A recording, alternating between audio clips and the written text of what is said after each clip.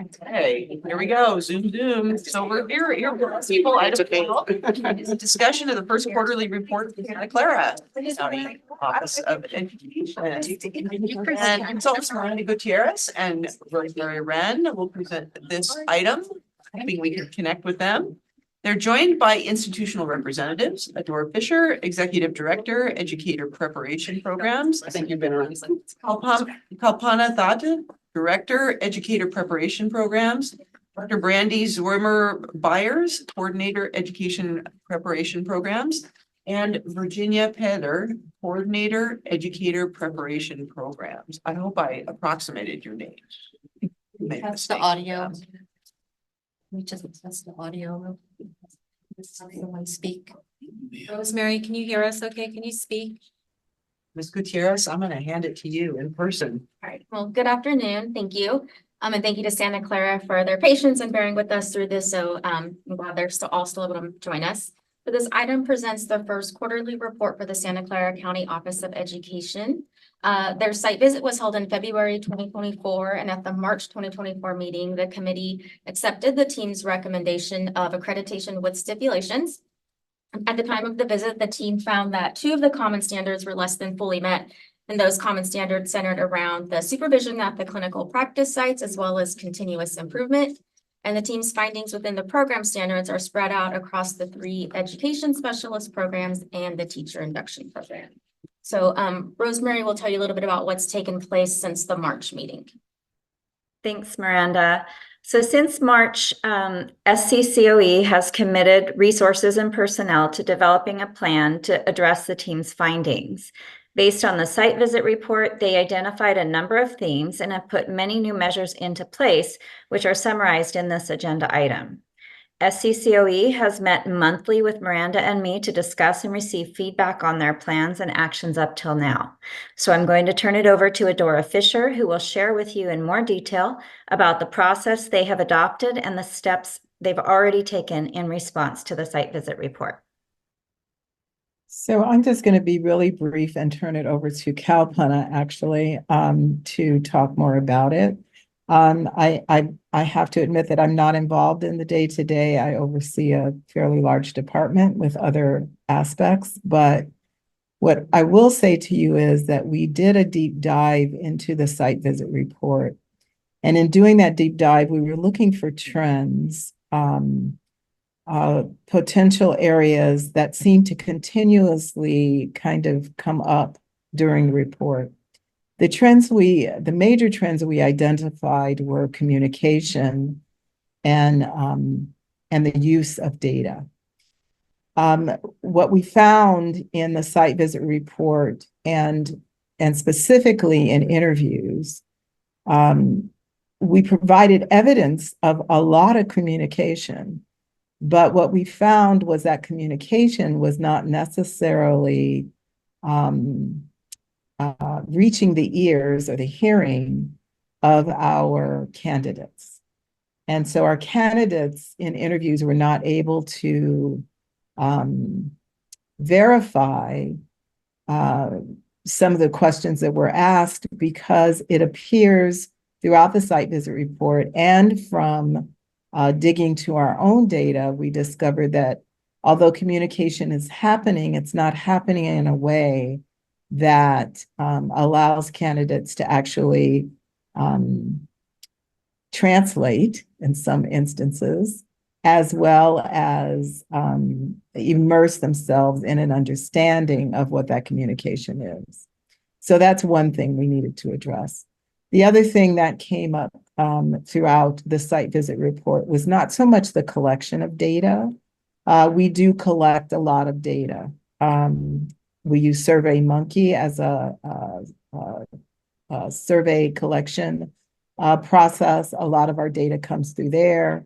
We get data through ed reports as well. And then we have other sources of data that we use in addition to that. But what was found was that the data is not necessarily communicated to all of the constituencies throughout the program. And therefore, when we're making improvements on the program, the data and discussions are isolated to specific groups. And so it became clear that we need to begin to communicate again that data throughout our constituency groups and give them opportunities for input.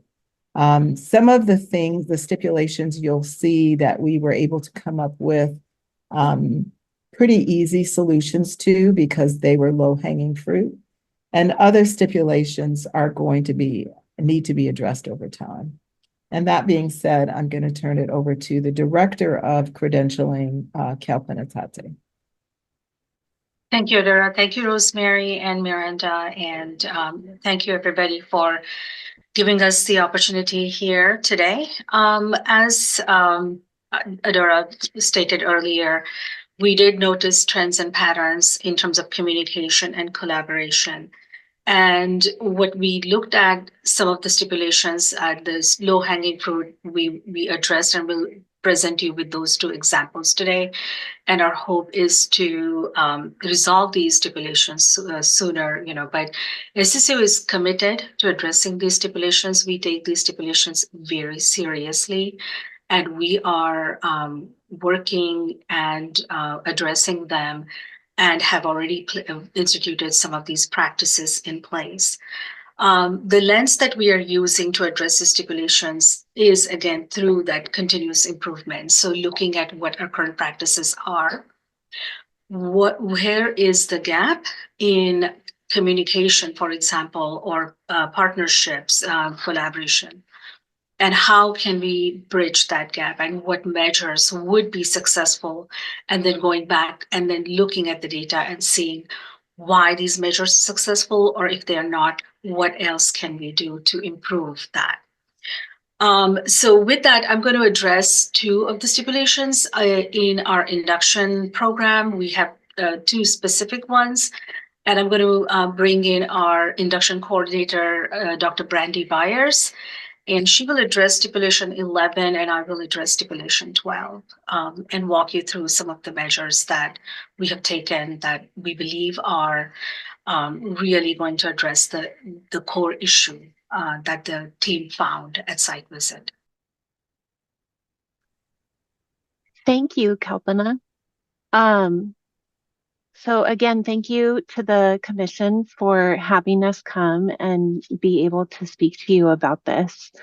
Stipulation 11 stated that we needed to provide evidence that the induction program sponsor verifies that the candidate has successfully completed all program activities and requirements, and that we've documented that prior to the recommendation for a clear credential. So we developed a process, and there is a link to that process on our quarterly report. And in that process, there's actually 2 levels of verification for that.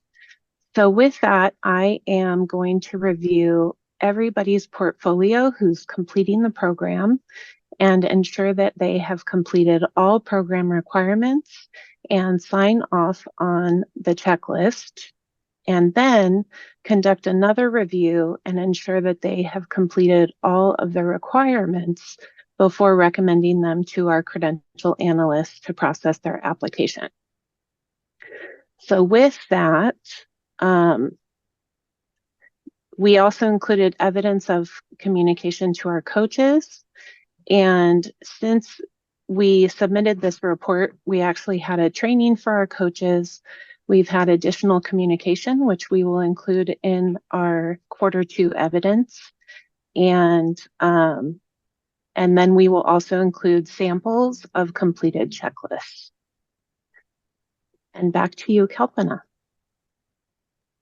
Thank you, Brandy. And the stipulation 12 states that programs, so we are required to provide sorry about that, evidence that induction program leaders provide formative feedback to mentors on their work. So we have engaged the services of a lead coach, or a coach who works as a coaching consultant, also provides training for our coaches and in coaching tools. So the team was unable to find evidence that coaches were receiving formative feedback to address this particular stipulation. We are designing a coaching course for coaches that will live on Canvas, which is our learning management system. Coaches for the whole year will identify 1 or 2 coaching goals for themselves based on the coaching tools that they use, and then upload their coaching videos to that course, where the coaching consultant and program coordinator can go back and provide the coaches that feedback. Coaching consultant and coordinator are conducting weekly meetings through June 15th, and after that, these meetings will take place twice a month, and then they will continue to meet with the coaches and reach out to other county offices of education to understand best practices in terms of providing feedback.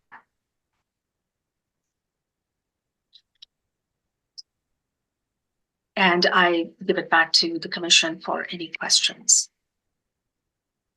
All right, thank you. Public comments? No public comment. Public comments.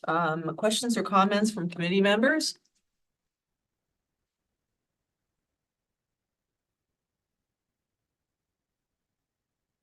I would just ask, as you engage the services of consultants or contracted people, what is one way you can ensure that, like this coaching course that you just described, that the content of that is really aligned with what these consultants or contracted people are doing in terms of generating data? I mean, are they about the same things? Are they aligned by construct?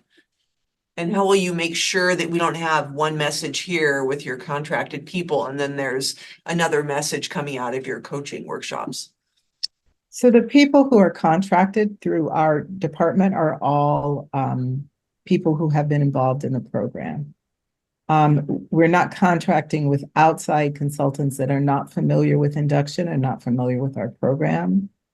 We are contracting with coaching consultants that coach outside of our program, but also coach with us as well, and bringing them together to have these conversations. In addition to presenting information to our advisory board, our coaches meet on a regular basis. And so that lead coach will have access to all of our coaches. And once again, we're not looking to align with outside agencies. We're trying to ensure that whoever works with our program understands our program and understands induction and the CTC standards. And to add to that, the coaching goals, and as you asked, talked about the training. So the coaching goals that the coaches will come up with would be based on that training that they receive. And this is an ongoing process. So it's not that the training is just one-time training, it's every year. And it's customized so that coaches get what they need. So it's differentiated in some forms. So veteran coaches have a different forum, if you will, different session, as opposed to brand new coaches or brand new to coaching. Coaching goals will look differently for a veteran coach who's been coaching for 3 years, 4 years, as opposed to a coach who is starting in the program just new or has been coaching for maybe 2 years. So the coaching goals are really for the coaches to learn new techniques and then implement them. And the coaching videos will be short clips of their conversation with the candidate that will allow the program coordinator as well as the lead coach to look at the practices and say, okay, if these coaches are actually using the tools that they said that was one of their goals, and how are they using them? And hopefully that feedback will generate more conversations with the lead coach, and the coaches can continue to improve their practice. Well, thank you for that answer. And I appreciate both of your responses to that. I mean, clearly, if the standards are at the helm and that's the vision that frames your activities, then everything falls into place. So thank you for both of those answers. Anybody else? All right. It is an action item. Awesome. I move we accept the first quarterly report from Santa Clara County Office of Education. Thank you. Second. Seconded by Member Taylor. All in favor? Aye. Anyone opposed? Thank you very much. We appreciate your report and we wish you the best. And thank you for being here and for being so patient with us as we fell behind schedule. So thanks a lot and good luck, and we'll hear from you again. Thank you very much. Appreciate it. Thank you. Nikki, did you want us to Yes. take a little pause So if you here? could take, Thank you. We are back after lunch. On the record, thank you, David, for running the errands and getting us our lunch. We appreciate it. We're on item 13. It's the report of the accreditation team to Glendale Unified School District. Consultant Sarah Barwani will present the item.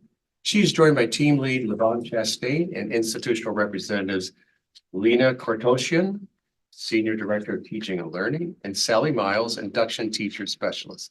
Does anyone need to recuse themselves? Seeing none, Ms. Barwani, we please begin. Thank you so much. Good afternoon, committee members. It is my pleasure to present this item, which is the report for the Glendale Unified School District site visit.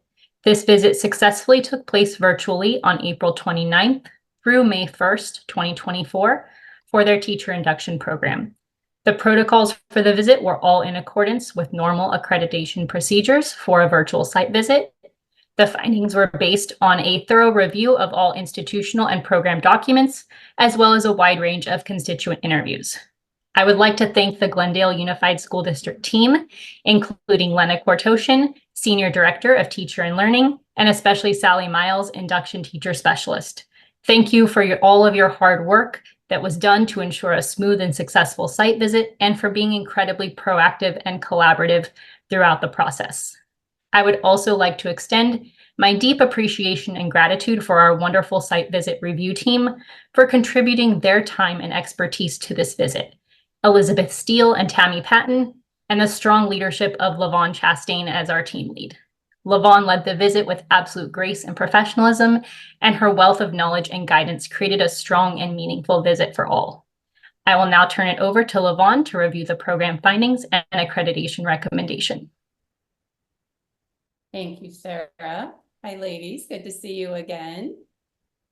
Good afternoon, committee members. Thank you for allowing me to have this opportunity to serve as a team lead for this site visit and to present the findings for the Glendale Unified School District Teacher Induction Program. As Sarah mentioned, I too would like to thank our amazing team that did the site visit, Tammy Patton and Elizabeth Steele. Their unwavering dedication to the accreditation work during this visit, as well as Sarah, our consultant. We were able to accomplish so much through this visit because of Sarah's leadership, support, and guidance. We were very, very lucky to have her with us. And of course, I want to acknowledge and thank the amazing team at Glendale Unified School District. But I have to start by saying the heart and soul of the Glendale induction program is Miss Sally Miles. She's amazing. She does so much for the program. Through this process, her organization, responsiveness to all of our questions and requests, even requests for artifacts at the 11th hour. She was there ready to give us everything that she had. She had a welcoming attitude, and it made our visit go very smoothly and without issue. Sally is also supported, as Sarah mentioned, by her immediate supervisor, Lena Kortosian, Senior Director of Teaching and Learning. Sally works tirelessly to ensure the success of the Glendale's new teacher candidates and only has this goal in mind when making any program change or decision. I can speak for the entire team, Sally, when I say that we were all very impressed with your level of dedication and commitment to your new teachers, especially considering the majority of the induction program responsibilities fall on your shoulders. There are so many other things I could highlight regarding this program, but for time's sake, we're running a little behind today. I would like to speak to one common thread that was evident throughout the process, and that was Sally. She goes above and beyond to meet candidates where they are and provide the utmost professional support as possible. Her dedication to both the mentors and the candidates, the organization of the program, and the desire that she has for constant improvement is what sets their program up for success. As one mentor told us, that they can email Sally, call her anytime, day or night, and she always responds quickly and with a smile. Sometimes it's even at 3 or 4 o'clock in the morning. Having said all of that, committee members, the team found that all preconditions and program review standards were met. However, through the interview process, some issues bubbled to the surface, and the team discovered that there appears to be insufficient resources allocated for the effective operation of the induction program. We also found no evidence of mentors having specific knowledge of diversity in society, which would include diverse abilities, culture, language, ethnicity, and gender orientation. Therefore, we found Common Standard 1 to be met with concern and are recommending a 7th-year report from the institution. I would also like to add that we discovered that Sally is very passionate about diversity and inclusion. Unfortunately, due to her myriad responsibilities for the program, she does not have the resources, namely the time, to train mentors or new teachers within the district. Thank you for the opportunity to share this information with you. I welcome any questions you may have. And thank you, Ms. Chastain, and thank you also, Ms. Barwani. We now invite institutional representatives to briefly comment about the report. We remind you it's not a time to dispute the team's report, but rather provide any thoughts that you may have regarding the visit. I first would like to also thank the Committee on Accreditation for this meeting, and also to say that our accreditation site visit was an extremely positive and valuable experience. The review team was professional, personable, adaptable, and they definitely came to the process, and this was palpable, with the aim of helping our program improve. And I know that's the purpose of the review, but this was so much a part of what the whole experience was. Their questions and comments were relevant, they were focused, they were insightful, and they'll definitely enhance our program. And as we discussed findings with the site team lead, the conversation really for me had the feeling of a mentoring conversation, which is not something I get a lot of as a program leader. And like all good mentoring conversations, it provided a way to really reflect deeply, to look back at and assess what we've done and use that to inform our future action. And the possible ideas and options discussed make me eager to start the improvements that we'll be working on. So I just want to thank Lavon and her team and Sarah for all of the support, and Lena also for her guidance. And then to address some of the findings, we have been thinking about how we will be working forward, moving forward with these.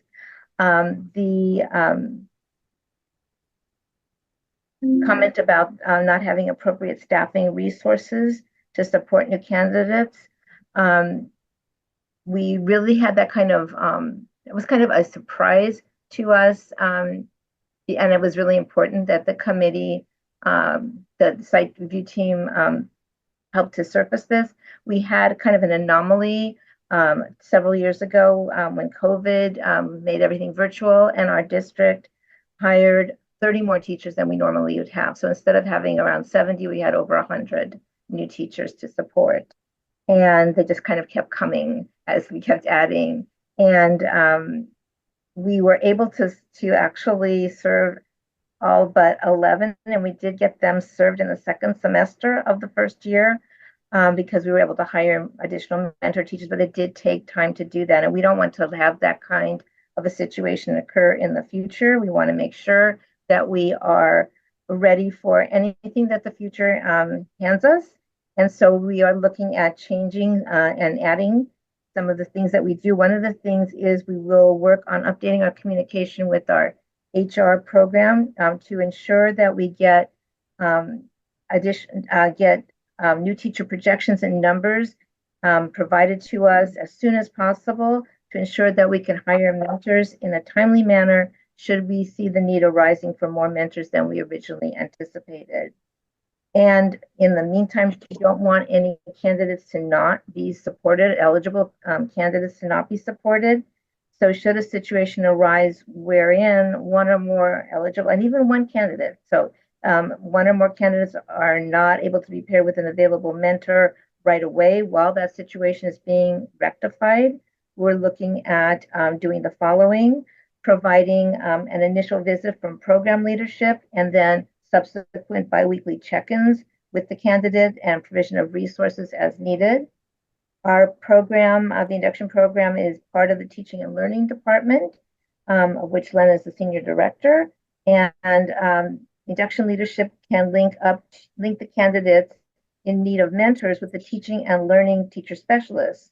These are district instructional coaches, and they can also get we can get recommendations from these teacher specialists regarding teachers at the candidate sites with whom they can interface. And the program will also provide PD sessions, especially geared to the needs of any candidates who have not been paired with a mentor, including meet with a mentor office hours sessions. These are just some of the things that we have started to think about in terms of Common Standard 1 and meeting staffing needs. In terms of the working with diversity in society, including diverse abilities, culture, language, excuse me, ethnicity and gender orientation within the mentor program. This is something that we had seen also as a need. And as Levon mentioned, I had begun working on that, putting together a program, and did not get it completed. However, we've already started looking at how we will do this more with a team than with just me trying to get this together. So we are very aware of the importance of having diversity, equity, and inclusion as a focus. And I have already started to put together a committee of mentor volunteers who have a background in diversity, equity, and inclusion and a passion for it. And we will be creating professional development for the mentors and coaching for diversity and equity. We'll also add for our mentors, as part of their professional development, we already have our candidates and our mentors develop SMART goals, which are, as you know, are specific, measurable, attainable, relevant, and timely. We're going to add an IE part of it, a SMARTY goal, because that's the inclusion and equity portion. And we'll have that for our mentors to do. And also they will work with their candidates on creating those types of focus areas. We'll add to our activity log and our accountability logs where our mentors document what they're doing with their candidates. And we will add a section for inclusion and equity when they are coaching them, and also working with their one another to at our mentor meetings to coach each other in terms of equity, and to put into practice what we will be doing as part of professional development at our mentor meeting. All right, thank you, Ms. Monahan. Ms. Kotorishan, any comment you wish to offer? Thank you for the opportunity to speak. First and foremost, I want to thank Sarah. Sarah has been with us for over a year, and her leadership herself and her guidance has really helped us understand about the process of what we have to do and what's next for us. I would also like to thank Levon for her leadership and for her expertise in this area as well. Thank you, Levon, for your hard work. And yes, Sally is the heart and the core of our program. As a teacher specialist, she takes her job very seriously, and she really cares about the mentor and the mentees to get the best experience. And as a supervisor, as a direct supervisor, I am so proud to say that our mentors, GUSD mentors, are one of our exceptional teachers. So our mentees are getting the best knowledge, the best expertise from our exceptional teachers.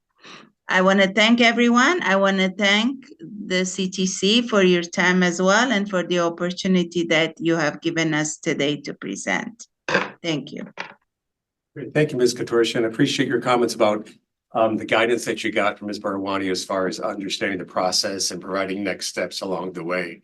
And then Ms. Miles, your comments about having it as a mentoring conversation rather than a punitive discussion. So that was very useful to hear. Thank you.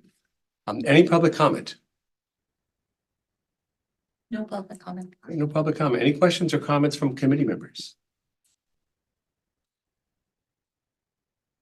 Seeing none, this is an action item. Is there a motion? Member Hallis. I move we accept the report and the recommendation of accreditation with the 7th year report for the Glendale Unified School District. And thank you. Is there a second? Second by Member Hillis. All in favor, please say aye. Aye. All opposed? All right, motion carries unanimously. Congratulations and good luck moving forward. Thank you all. Moving on to item 14 is the report of the accreditation team to Fresno Unified School District. Consultant Dr. Rosemary Wren will present the item, and joining her today is team lead Julie Sheldon and institutional representatives Teresa Morales-Young, Administrator of Teacher Development, and Deanne Carr, Manager of New Teacher Support and Induction. Does anyone need to recuse himself? I seeing none. Dr. Wren, will you please begin? Yes, thank you. Good afternoon. This item presents the report on the accreditation site visit to Fresno Unified School District that took place via Zoom April 22nd through 24th, 2024. The Fresno Unified School District offers a teacher induction program. We had a team of 3 reviewers who reviewed the common standards and program standards. I'd like to thank the site visit team, all of whom are volunteers who shared their time and expertise to make this peer review process possible. And I'd also like to thank the leadership team at Fresno Unified, who graciously adjusted to this visit being virtual, even while their preference was for it to have been in person. They welcomed the site visit team with an incredibly well-organized and engaging opportunity to get to know their program and their community.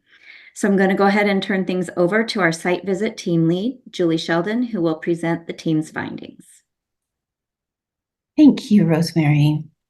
First of all, this was a great opportunity as a team lead to work with this team. So I want to thank Rosemary for her leadership and her thoroughness, and to Latasha Porter and Tammy Elkoford of how professional they were and how conscientiously they approached the work. I want to echo Rosemary's kudos to the FUSD induction leadership team for their flexibility and their responsiveness, even with the change to virtual visit. The visit was extremely well organized, and anything the team needed was given quickly and efficiently. So there are many aspects of the FUSD induction program that are notable, but some of the things that stood out were the teacher and leadership pipeline, which begins in the high schools in Fresno Unified and continues all the way through internship, permits, through induction, and through leadership opportunities in coaching. And there is tremendous support at every level. This pipeline has not only resulted in recruiting and retaining teachers to Fresno Unified, but the teachers are from the community, which the leadership expressed was extremely important to them. And this has really helped to increase the diversity of the staff significantly. And this pipeline has become a model for recruiting and supporting teachers from diverse backgrounds, which is a high priority for the district. The induction program is an integral part of the teacher development department, and the work they do is constantly data-driven and research-based. All of the managers at each department meet frequently. I'm not sure how they have the chance to meet so often, but they do. They do. The evidence shows it. And they collaborate together to continually improve how they are supporting each other and the educators they serve. Another really noteworthy aspect of the program is the tiered system of coaching. Coaching is absolutely at the heart of the Fresno Unified School District induction program. There are layers of support, collaboration, and professional development provided to coaches, including their supervisors and meta coaches, which then, of course, extend to support for the candidates. And we heard in every interview how valuable that support was. When we asked the candidates in the interviews, what did they do if they needed additional support, they seemed a little bit confused because the support is so constant and instant and individualized. And the evidence from every interview backed that up. So I could go on longer, but it was a pleasure to hear from all of the educational partners in this program. And the team found that all preconditions, common standards, and program standards were fully met, and our recommendation is full accreditation. Thank you, Michelle, and also thank you, Dr. Wren. We also want to acknowledge we have the superintendent with us, Dr. Bob Nelson. Thank you for joining us as well. This is a time now to invite institutional representatives to briefly comment about the visit. We remind you it's not a time to dispute the team's report, but rather provide any thoughts that you had about the visit itself. Good afternoon, everyone. My name is Teresa Morales-Young, and I am the administrator over the Department of Teacher Development in Fresno Unified School District. Our department serves aspiring, new, and existing teachers, as shared with you, and they impact thousands of students daily. We're proud of our vision to ensure that every classroom has a highly effective teacher where students thrive, and induction is a huge part of that vision. Our teacher development team and induction coaches work tirelessly to provide a variety of supports to their new teachers, and many of them go above and beyond their job descriptions, and that includes our department staff that trains them and ensures operational efficiency. I would like to start by thanking them for what they do every day to transition our new teachers into their roles and bring a sense of professionalism to their work. I also want to thank our outgoing superintendent, Bob Nelson, for being here today and for his support and communication, especially to our board. And it's because of that that our district knows how important new teacher support is to the entire system. I would like to thank the Board of Institutional Review for a fair, objective, and evidence-based review. I specifically want to thank Julie Sheldon for her leadership. Her team was very organized, prepared, and thorough. And I also want to thank specifically Rosemary Wren for helping us answer any questions leading up to the review. I can't speak more highly of the two of them and their team and the process that we were engaged in.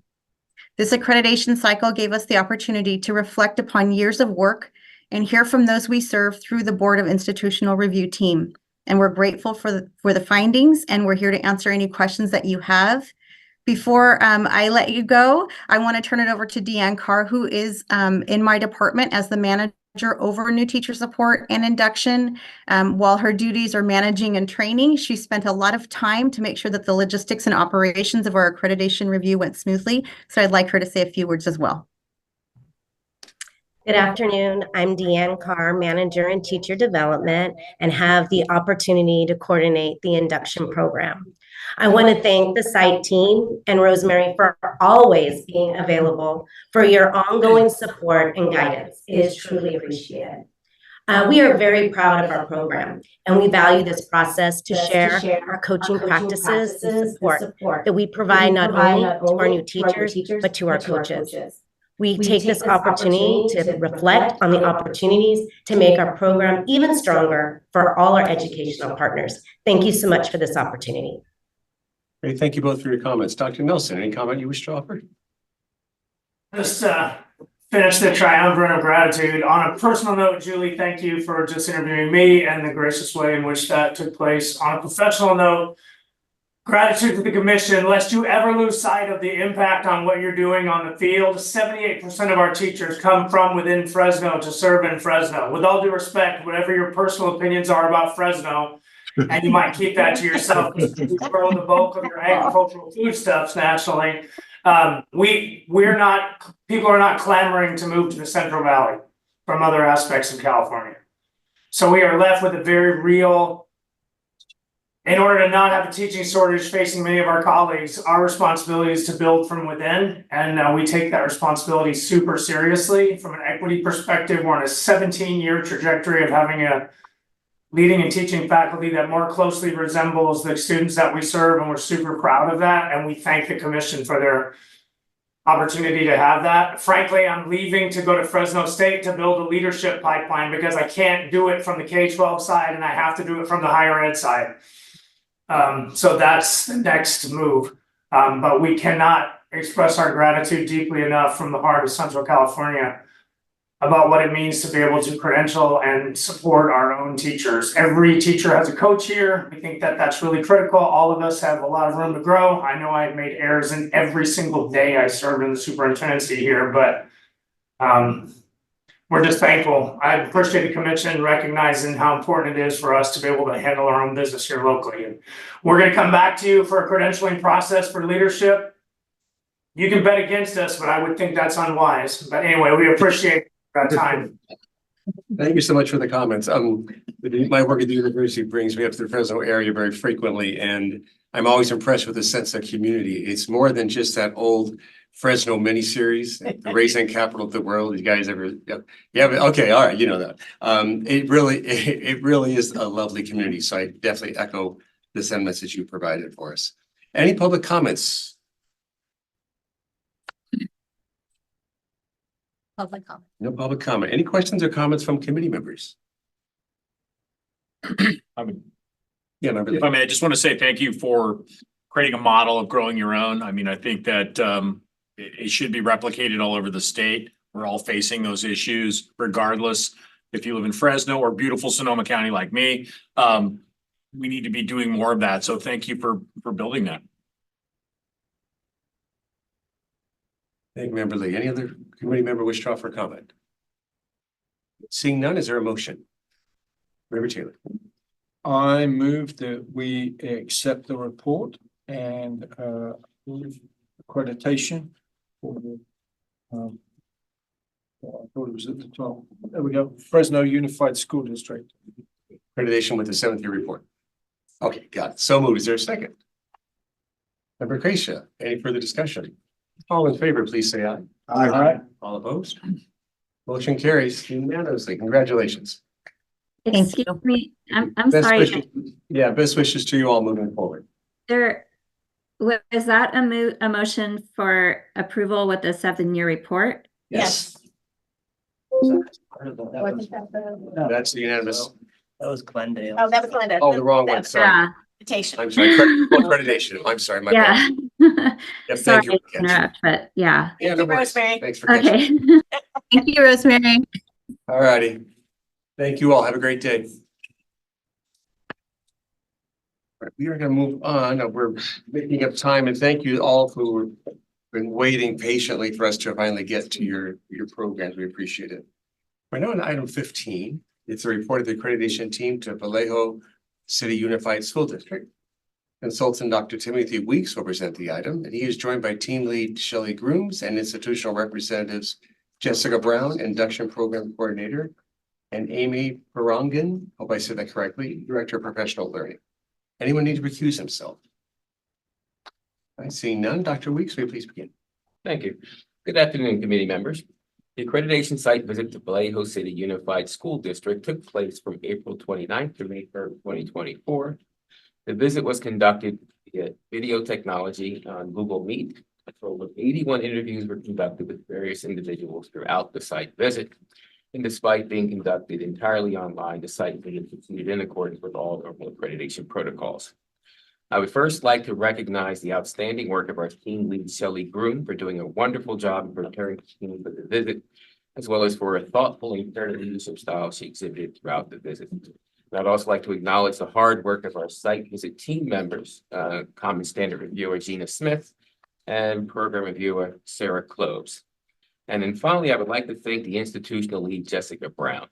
Her thorough and detail-oriented preparation for the visit allowed the site team to show up on day one fully prepared for the visit. Additionally, her prompt and thorough responses to additional information were invaluable in keeping the team informed before, during, and after the visit. And I will now turn the meeting over to our team lead, Shelley Grooms, who will present the team's findings and their accreditation recommendation. Thank you, Tim. Good afternoon, members of the Committee on Accreditation. I had the pleasure of serving as team lead for the site visit for Vallejo City Unified School District. I want to give a thank you to Tim Weeks for serving as an effective liaison between the team and the program. The collaboration and pre-planning between Jessica, who is here, the program director, and Tim served to create a smooth and seamless process. As many of the programs who are here today shared, we had planned to meet in person. So Jessica had to pivot, and instead of preparing for visitors, she was preparing the technology. And Tim was integral in coordinating Google Meets, which is the program that Jessica and the district uses, and it all came together just beautifully. I also want to thank institution leadership. I know that they're not here, but I have been on many site visits, and the institution leadership, the superintendent, all of the leaders were very engaging, very supportive. I had the opportunity to speak to them and interview them, and they all took the time to share about the impact of the induction program on teaching and learning in their district. And then I want to thank the team. I know they're not here, but if they come back and watch on video, of course, Gina Smith, she and I worked on common standards a year ago as we came together and looked at those. Sent information to Jessica as she was gathering more information. And then Sarah Klobes joined us in to review the program standards. We worked collaboratively in facilitating interviews, analyzing data, and writing the report. And it was just an amazing team to work with, just very collaborative, very engaging, and very supportive. So as you can see from the report, this is a well-supported, effective program. As the team and I listened to powerful interviews from all stakeholders, it was clear that Vallejo City Unified practices what they outlined in their program design. We learned from interviews with institution leaders and that VCUSD is passionate about ensuring that all students experience classroom instruction that is active, engaging, and meaningful. And that induction plays a key role in making that happen. When we talked to mentors, completers, site administrators, and candidates, they were all unanimous in sharing the effectiveness of the program.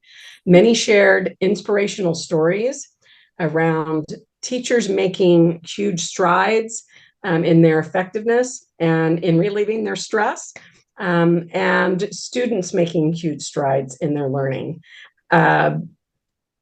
I don't know that I've been on a site visit where there were so many inspirational stories. I wish we could have added more to the report, just lots of wonderful stories. VCUSD exudes a spirit of collaboration, joy in their work, and a belief that change can happen with positive intentions. And Jessica Brown, as the program director, is key in bringing that out to all the teachers and mentors as the in reaching all of the students in the district. So as a result, this site visit and a thorough review of all the program materials and data, the team found preconditions aligned, all program standards met, all common standards met. And we, as a team, unanimously recommend accreditation for Vallejo City Unified School District. And we welcome any questions or comments at this time. Thank you. Thank you, Ms. Grooms. Thank you, Dr. Weeks, as well. We now invite the institutional representatives to offer any comments you wish to make regarding the program visit itself, not about the report, but about the experience with the visit. Yes, and good afternoon. Thank you. So my name is Jessica Brown, and I serve as the induction program coordinator for the Vallejo City Unified School District. We're excited today to receive the accreditation recommendation. Our program operates with a strong emphasis on collaboration and individualized support for our candidates, and it is truly a team effort. Over the course of the accreditation cycle, we've implemented countless changes to ensure that we are meeting the needs of our candidates. I just want to express my gratitude to Timothy Weeks, the CTC consultant, for the invaluable guidance provided throughout this accreditation process. This entire experience has been incredibly enriching, and I'm thankful for the opportunity to participate in my first full accreditation cycle. Additionally, a special thank you to the site visiting team, to the lead, Shelley Groom, who's here today, for just their thorough and thoughtful review of our program, as well as their insightful feedback that they provided. We are enthusiastic about continuing our dedication to serving the new teachers in our program, and just thank you today for this opportunity to present. All right, thank you. Thank you, Ms. Brown. Is it Parangan or Parangan? Am I pronouncing that correctly? Good afternoon. It's Parangan. Thank you. Any comment you wish to offer? Yeah, so my name is Dr. Amy Parangan. I'm Director of Professional Learning, and one of the amazing changes we made was to have Jessica Brown become part of our department, and I know that she's been working tirelessly to make sure that the induction process is complete and thorough. And I just wanted to point out that this is not something that just happened this year. I know as a former site principal that this work was ongoing, and so I'm just incredibly thankful to her and to this team for ensuring that we're meeting all of the expectations, because ultimately we want to make sure that our teachers are skilled and comfortable and pretty much happy so that they can serve our students. So thank you so much. Great, thank you, Dr. Parangan. Any public comments? No public comments. Thank you. Any questions or comments from committee members?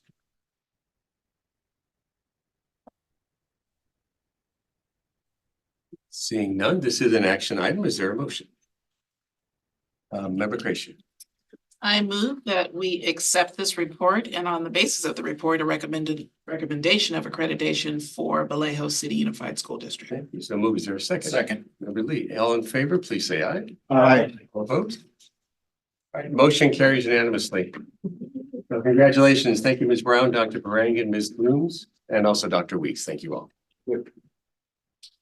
All right, we are moving on to item 16 now.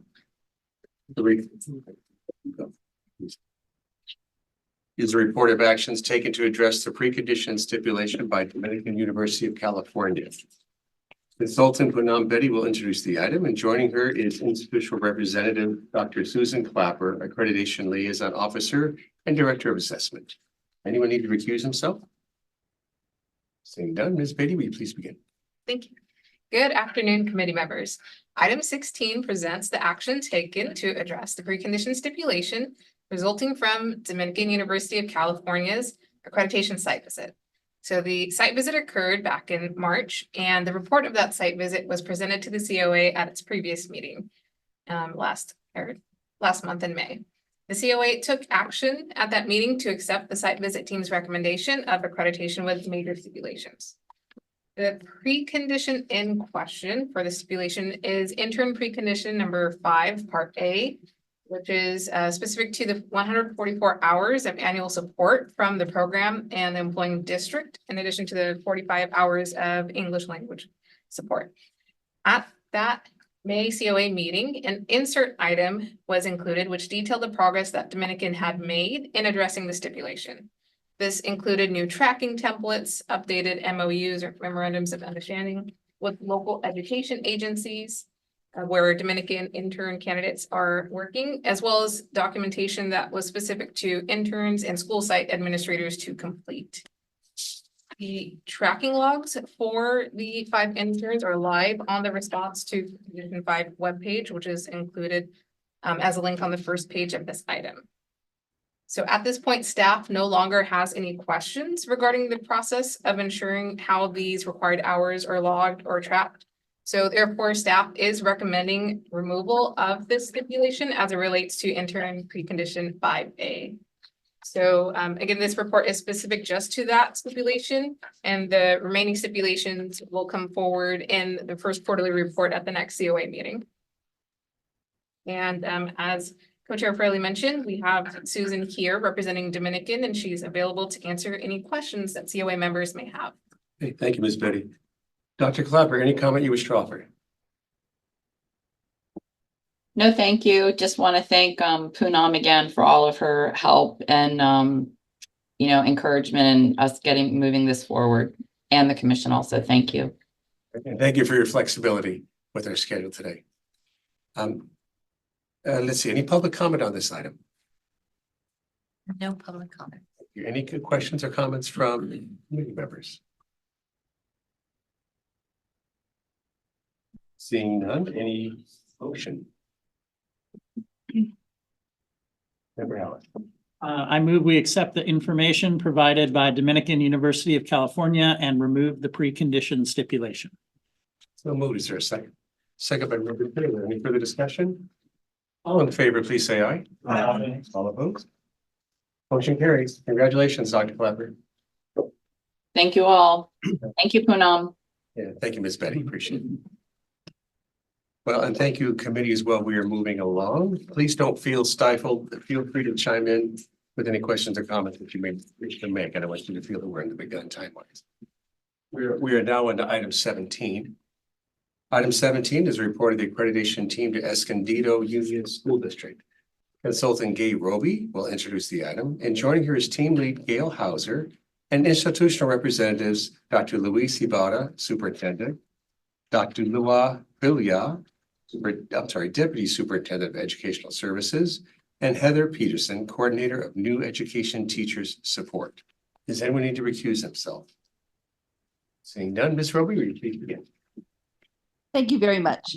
The site visit for Escondido Union School District took place on April 29th and 30th of this year. And as Bob mentioned, they have one induction program for teachers, and they lovingly call it NETS. There was a 3-member team who looked at all of the preconditions, common standards, and program standards. In process, they interviewed 247 people across 15 different groups, and they came to the conclusion that they Gail do the part. They have conducted all of the site visit with all the COA protocols. There were no extenuating circumstances. Now it's Gail's turn to do the report itself. Thank you. Thank you guys so much for your leadership and continued support in my induction journey and of this site visit. Gay is a master of organizing information, and we were all had a better and smoother experience because of her ability to focus the team and to ensure that the process was smooth and efficient. I'd also like to thank Heather Peterson for the organizational work that she clearly put in above and beyond what anyone could reasonably expect of a district program leader. The program is exceptionally organized, and I'd like to just say a few words about that now, so that you can get a flavor of what a wonderful experience the accreditation team had in looking at the details of how this program meets the needs of teachers and students in their school district. The Escondido NETS induction program is well articulated, and it is an impactful induction program.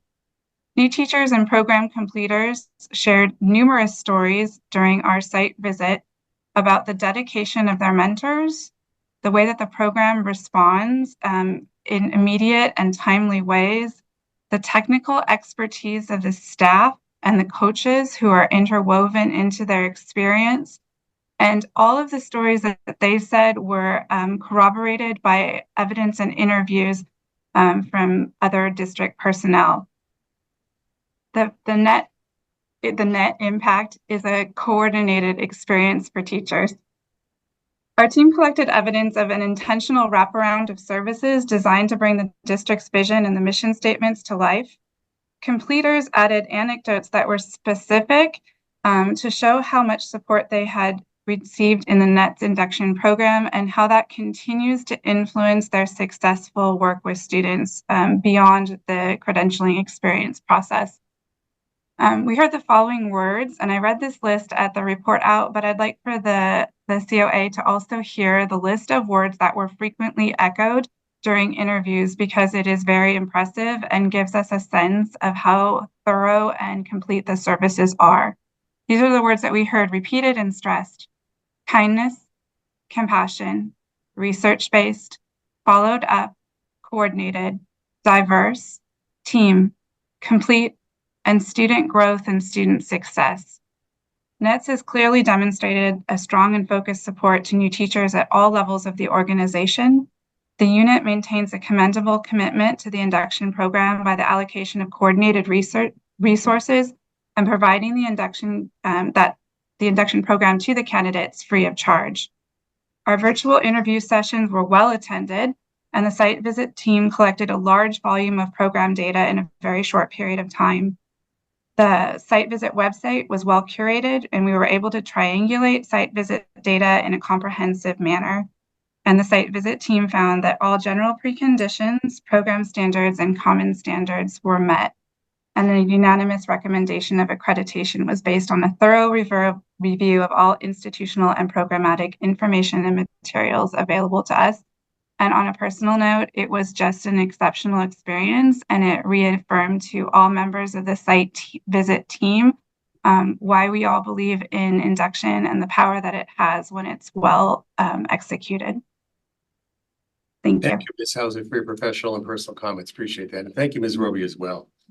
We now invite institutional representatives to briefly comment about the visit. We remind you it's not a time to dispute the visit, to dispute the team's report, but rather provide any thoughts that you may have about the visit itself.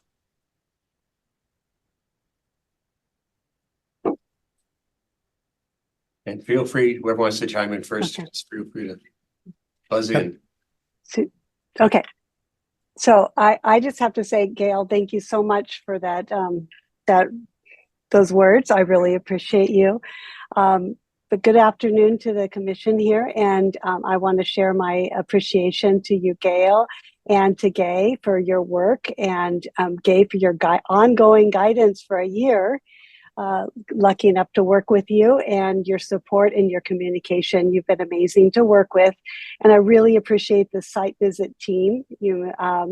That's to you, Gail, and then Denise Duell and Chris Persky as well. Their work as Board of Institutional Reviewers to support this induction program and during our site visit was just outstanding. They were very professional, dedicated, and so welcoming. We really appreciate your time and their time as well.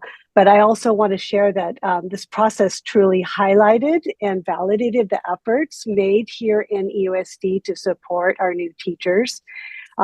Everything is just centered around that support. And I also want to thank our NETS mentors for their hard work and the leadership for them supporting the teachers as well. And thank you for this opportunity to speak today. I'm lucky enough to have leadership here today, Dr. Ibarra and Dr. Filia, and I know they want to say a few words. Yeah. Good afternoon. My name is Luis Ibarra, and I'm the superintendent of Escondido. And I just wanted to first thank Heather Peterson for her tremendous work. This was a huge undertaking, just the whole NETS induction program. And her NETS support providers have just done an outstanding job. I want to let you know that the community of Escondido, our students, are one of the most amazing group of students with so much potential. But we have challenges as far as 80% of our students qualify for free and reduced lunch or qualify for our designated as English learners. So the work of the teacher is very, very difficult. So what they do with our students matters.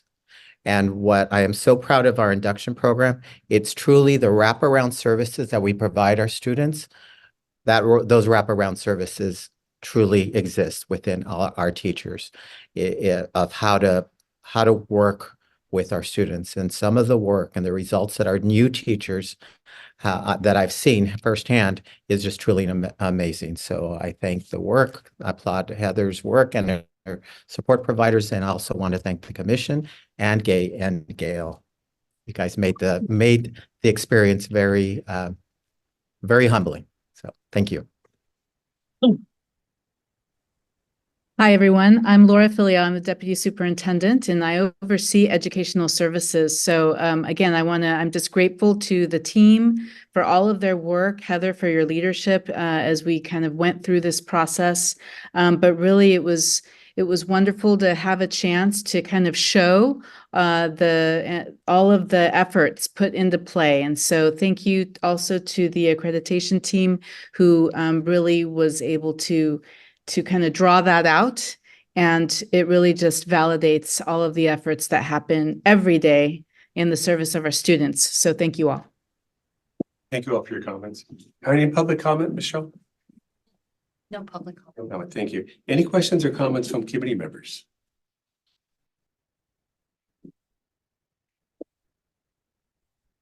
Right, seeing none, this is an action of your motion.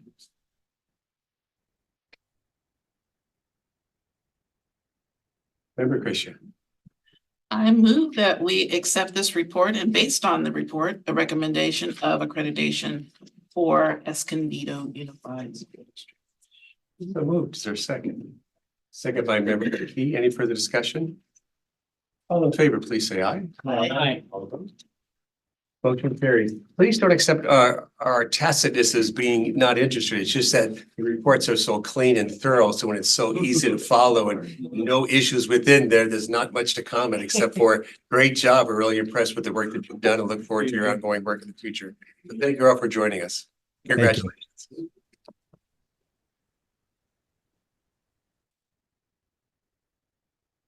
All right. And again, thank you. Senator Roby, I know you're still there. Thank you. Moving on, we are now on to item 18. Item 18 is the actions taken to address stipulations for San Francisco Unified School District, and Administrator Cheryl Hickey will introduce the item. Joining her is Institutional Representative Molly Pope, Supervisor of Pathway to Teaching. Does anyone need to recuse themselves? We have one recusal, Member Hallis. That still leaves us with a quorum. Ms. Hickey.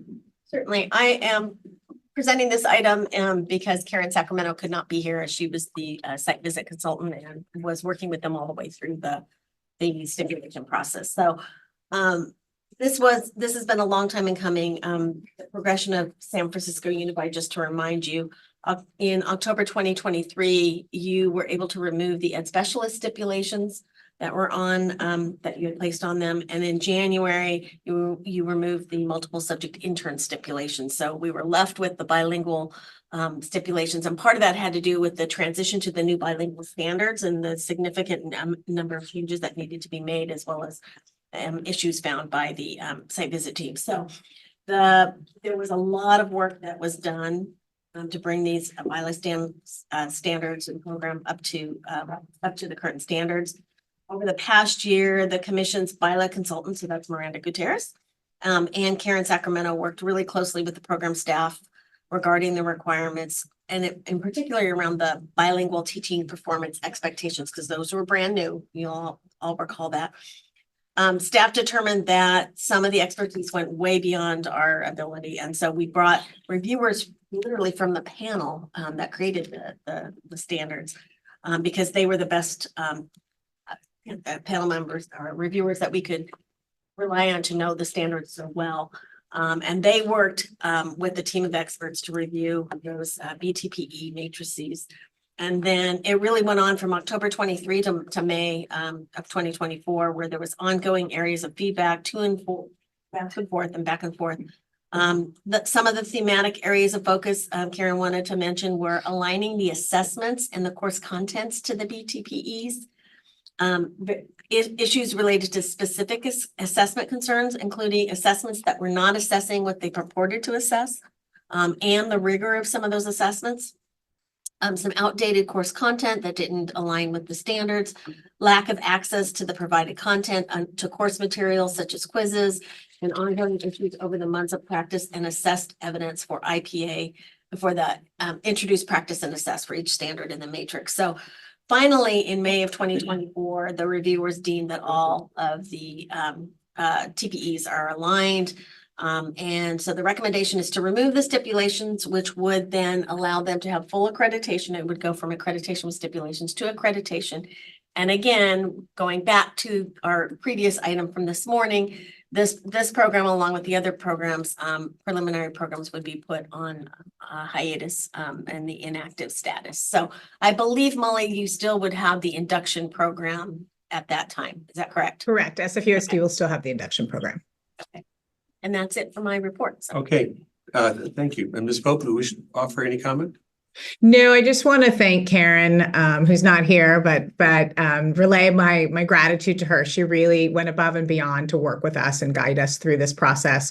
The majority of my team were new at the beginning of the school year, so it took a while for us to get up to speed. And I just really appreciated her ongoing support and really helping us get to this point. Thank you for the comments. It definitely is navigating.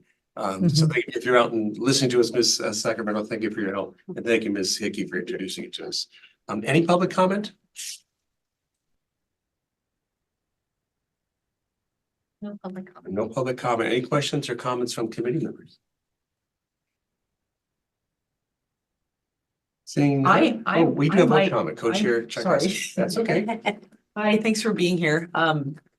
I guess since this is the last stipulation, potentially after quite a bit of work that you've done in various areas, what would you identify as your most significant change to reach this point? In what way is your program now most significantly different from how it was, say, 9 months ago? Yeah, I think it was the alignment and the rigor. What we were asking our participants to show that they knew and that they could do. And I think we've added a sort of a significant amount of rigor around that. What does rigor look like? So I think like one of the things we in our program, we had a big emphasis on the coaching, right? Like we really had performance expectations and assessments around that. And we didn't have as much focus on our coursework as far as our participants really doing a lot of work and showing us that they had internalized the content and were able to articulate that. And so I think we've added that through this process.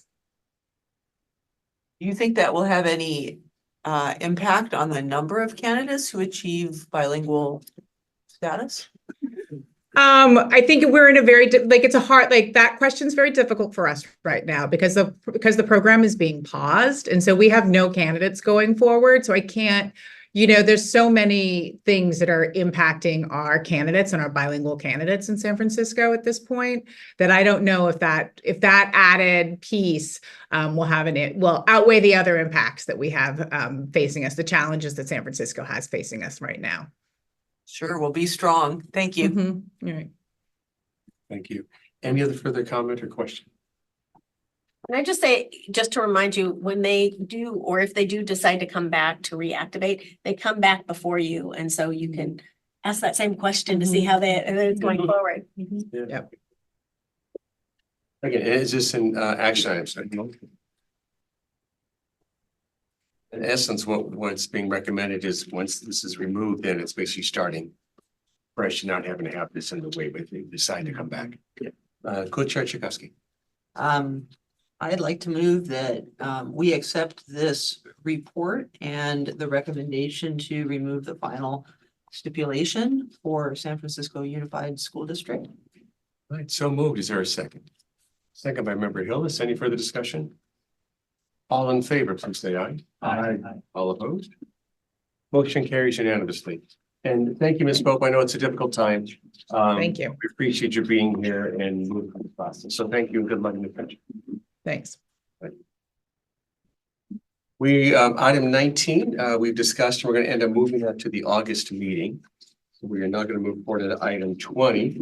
So at this point, we are 14 minutes behind. Not bad considering what we were this morning. And I really do appreciate everybody truncating your lunch and making it possible to keep us moving. So item 20 is a report of the accreditation team to San Mateo County Office of Education. Consultant Christina Nahara will introduce the item. And joining her is team lead Dr. Patricia Pernin and institutional representative Winning Zoe Hardy. Did I say that correctly? Thank you for asking. Winnie Soy Hardy. Thank you. Winnie Soy Hardy, Executive Director of Teacher and Administrator Development. And Chris Schaus, I get that one? Associate Superintendent, Educational Services Division. Thank you both for joining us. Anyone need to recuse himself? Seeing none. Ms. Nahara, will you please begin? Thank you. Good afternoon and happy Friday Eve, committee members. It's a pleasure to be here this afternoon to share the report on the virtual site visit to San Mateo County Office of Education, which took place April 22nd to 24th of this year for their preliminary and clear administrative programs, as well as their teacher induction program. I'd like to recognize the hard work and professionalism of the site visit team members, Terry Peretti, Lori Call, and Lindsay Wyckoff, whose review of evidence leading up to and during the visit made for well-informed and unanimous decisions during deliberations. The team's organization, communication, and focus, along with the outstanding leadership and guidance of our team lead, Pat Pernin, led to a thorough review of San Mateo County Office of Education's high-quality and standards-based programs. I would like to thank and recognize the extraordinary work of Winnie, Executive Director of Teacher and Administrator Development, and her team, including program coordinators Stacy, Griff, Vivian, Jen, and Rebecca. As we all know, preparing for a site visit is quite a heavy lift. It was a pleasure working with the TAD team for the last year. They prepared for and hosted the visit while providing top-tier support and guidance to their participants in all three programs. I'd now like to welcome Pat, who will review the team's findings.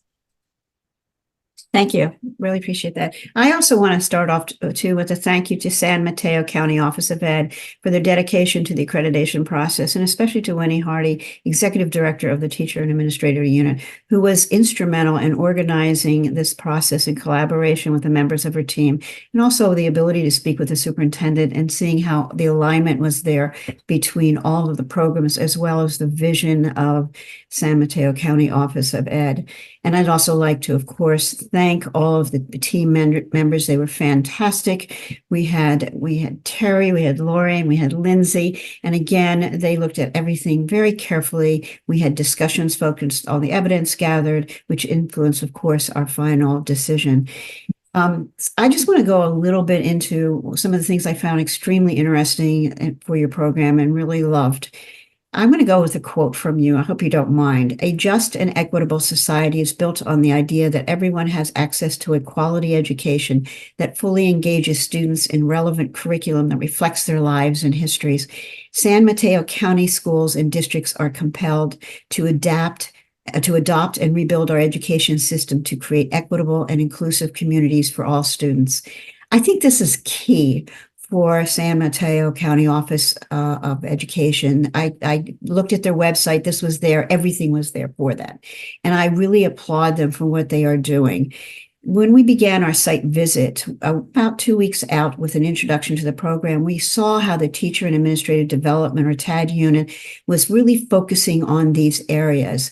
And then we also saw the three programs of teacher induction and the Preliminary Administrative Services, POSC, and the Clear Administrative Services credential programs. Now, as the team moved into the interviews that spanned over the first 2 days, it was evident that not only TAD unit embraced their mission to support excellence and equity in every school, the entire San Mateo County office incorporated this philosophy throughout all aspects of the work. It was even indicated by their deputy superintendent saying decisions to fund new initiatives or any initiatives whatsoever is based on how this initiative would support their philosophy of equity and excellence in their county. In addition, the San Mateo County also has considers the communities that they serve through an equitable or equity index. They are able to provide support according to varying needs. And I think that's really evident in all of the work that they do. So it made me feel very happy about how this was all united together. There were a lot of high points that I think I want to go through, if you don't mind. Throughout the accreditation process that included testimonies from various stakeholders indicating the intentional focus on equity and excellence throughout the program. A current CASC participant that we interviewed shared that she, quote, loved the focus of equity and the full day orientations were relevant and very practical. while another participant noted that the program prompted reflection on biases and altered their perception on student interactions, again, taking it down to the classroom. As the reflection was key in the program, teacher induction completers indicated that, quote, the exercises and assignments taught me how to look at my students with a different lens. I learned how to examine their success through the lens of the standards. My program provided intentional time for reflection.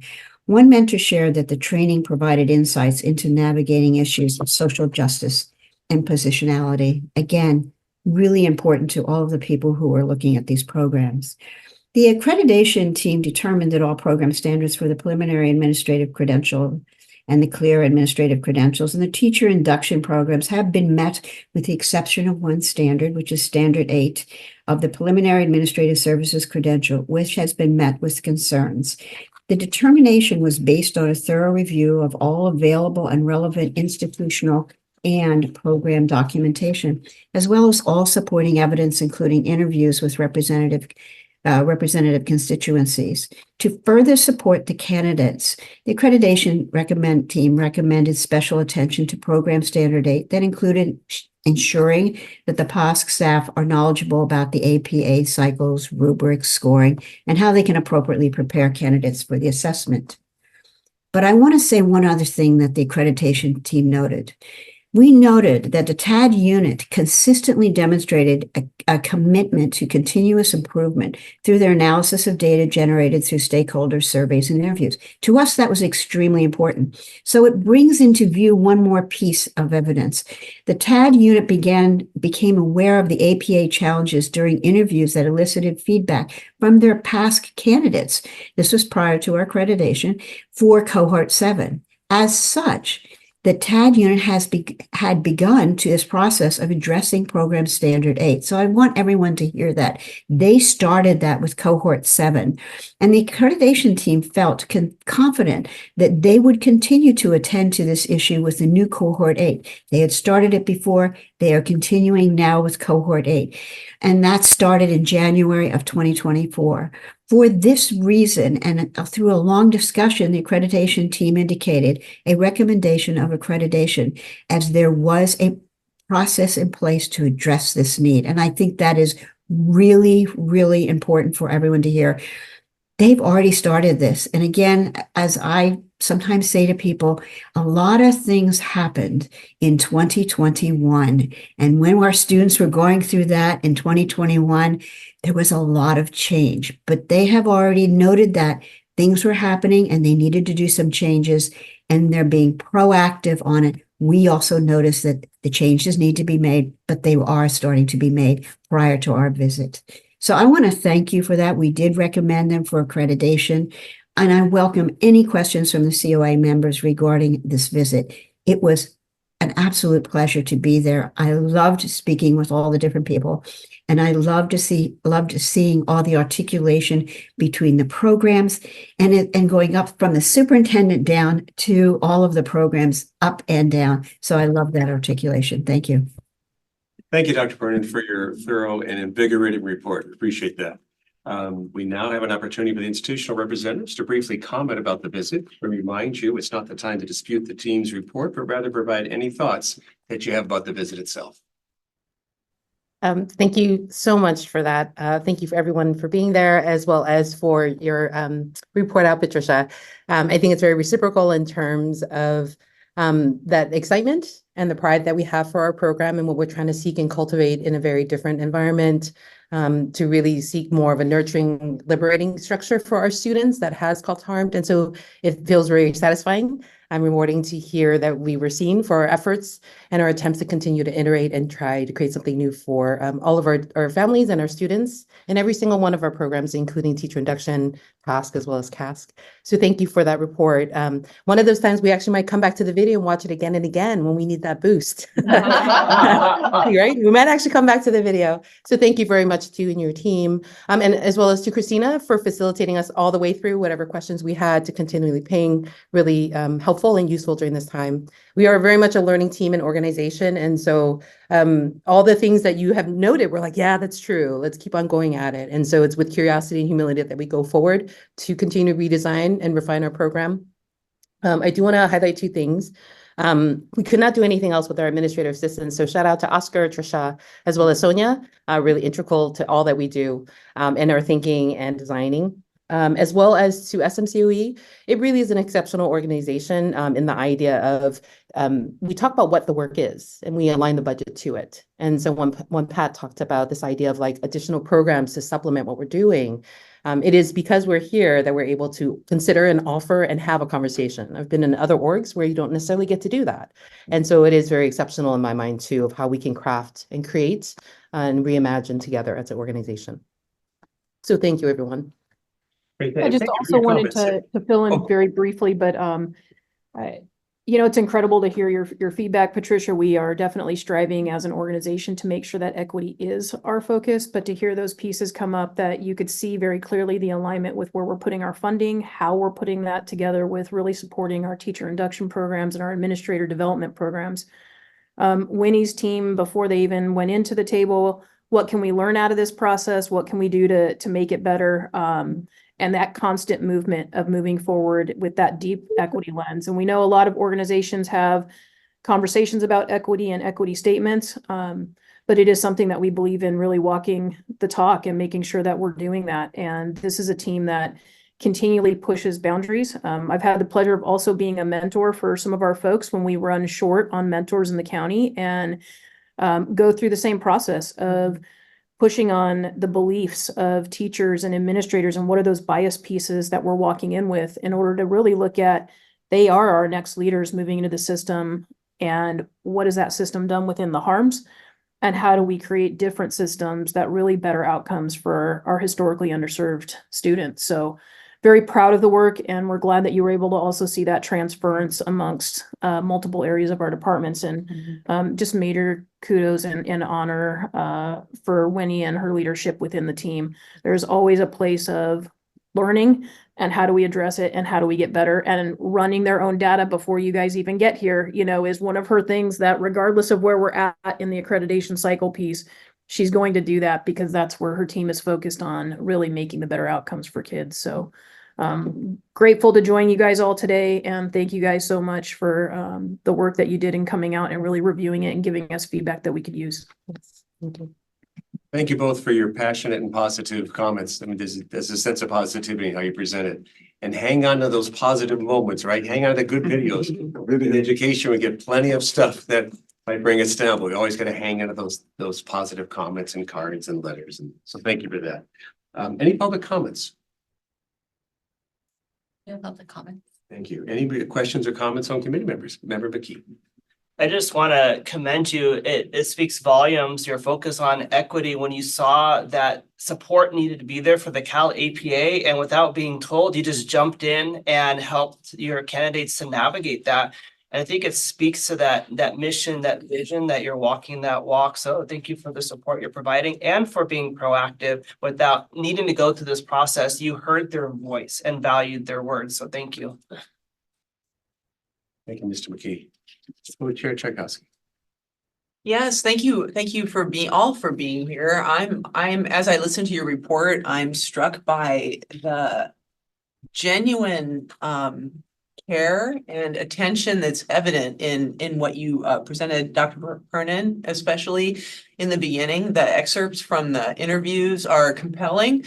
And as I'm sitting here kind of just reflecting on the relationship between what you said in your report, it seems to me that your focus on equity is an authentic sort of combination of action and truth. There's this pursuit that you have of something that you don't have yet, which is a charge we all need to embrace. And that's evident. There's not a bunch of flim-flam. There's not a bunch of vague generalizations. There's a thing that needs to be fixed. You know what it is. You're going to go do something. You're going to collect data and you're going to move, and things are going to change because of what you're doing. And that's very impressive and encouraging. And yeah, it's an honor to be here and hear from all of you. Thank you. Thank you, Coach Tchaikovsky. Any further comments or questions? This is an action item. Is there a motion?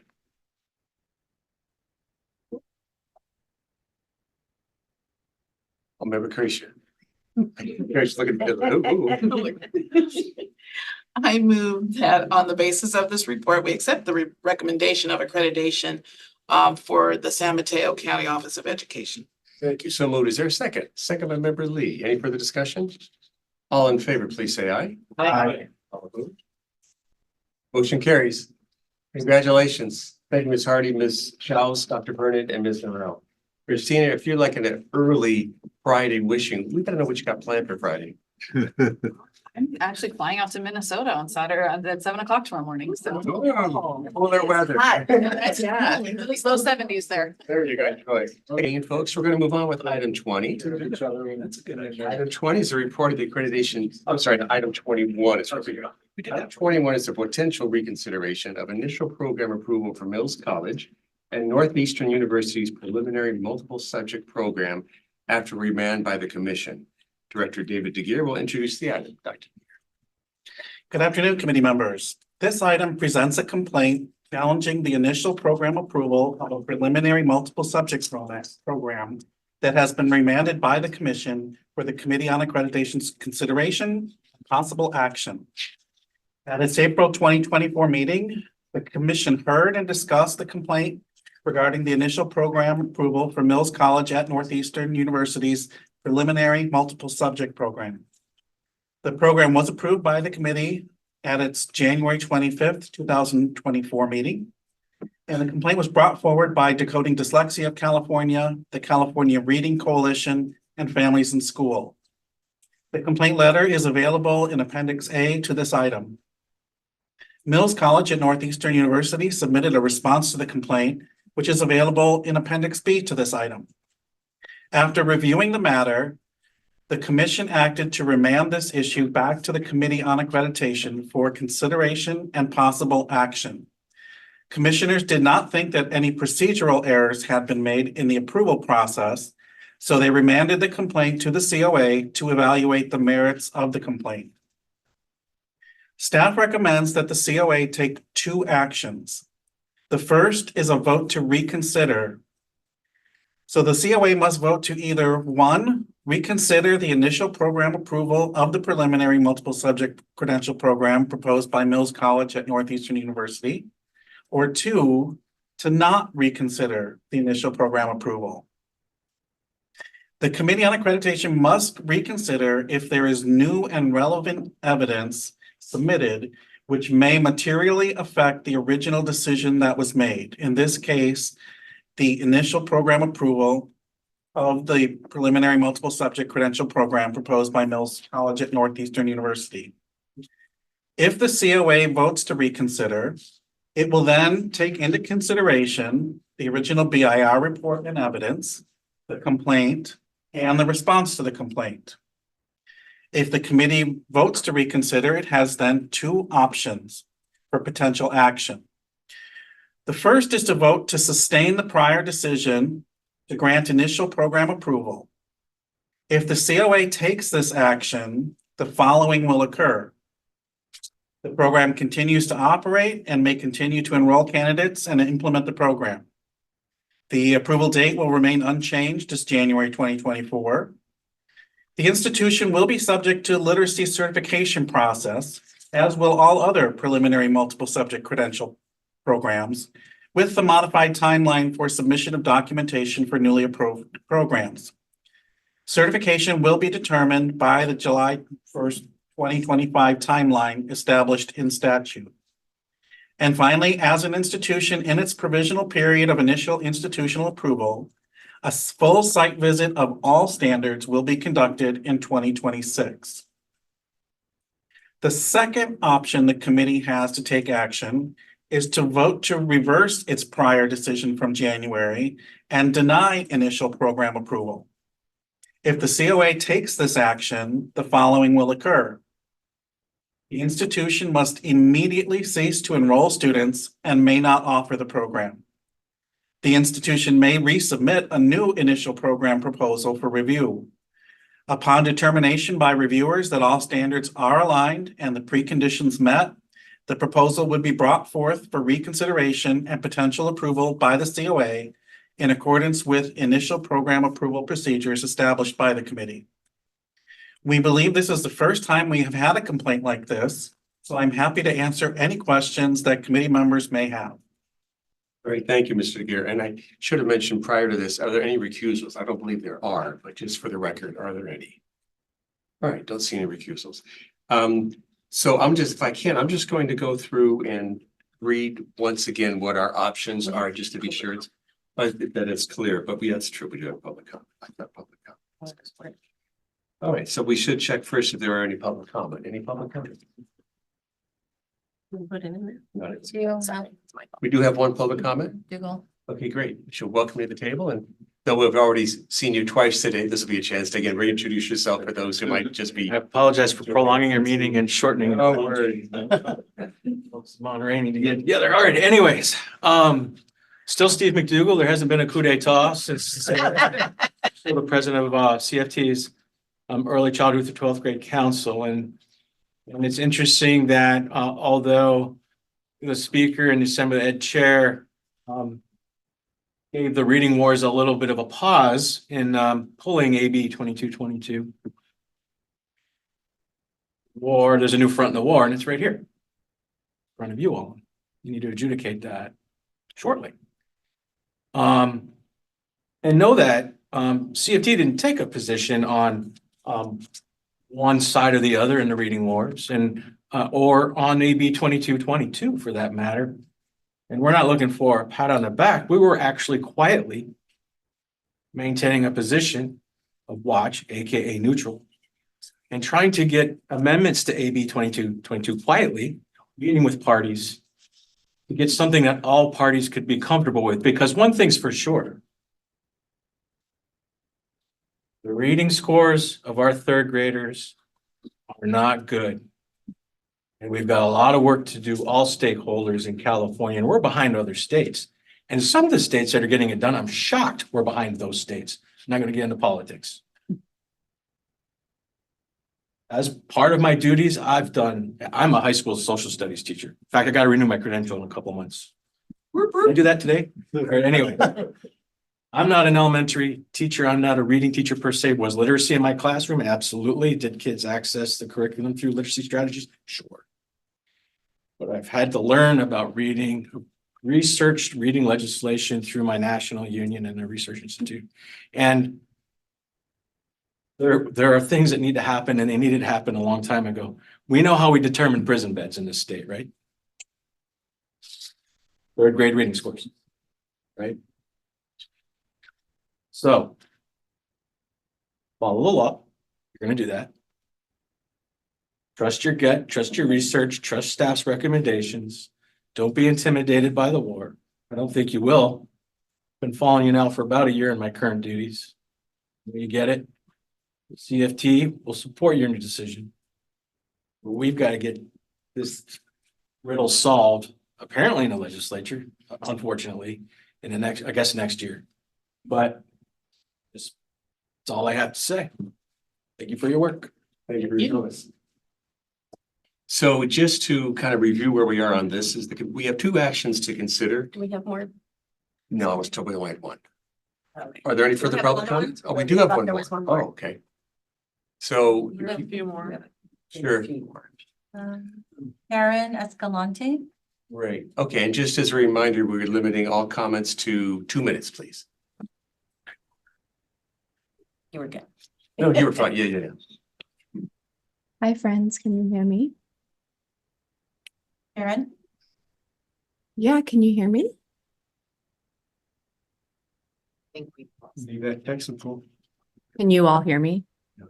Karen, hold on one second. We're trying our best. Not in there anymore. Shara, what happened to you? I'm I went to the here. restroom and I had to close my laptop. That's what happened. Sorry. Okay. Can you hear us, Karen? No, it's because Kara is not on anymore. Well, who's teaching this? Me? Hold on. You guys know how to fix it, or do I need to call IT again? IT.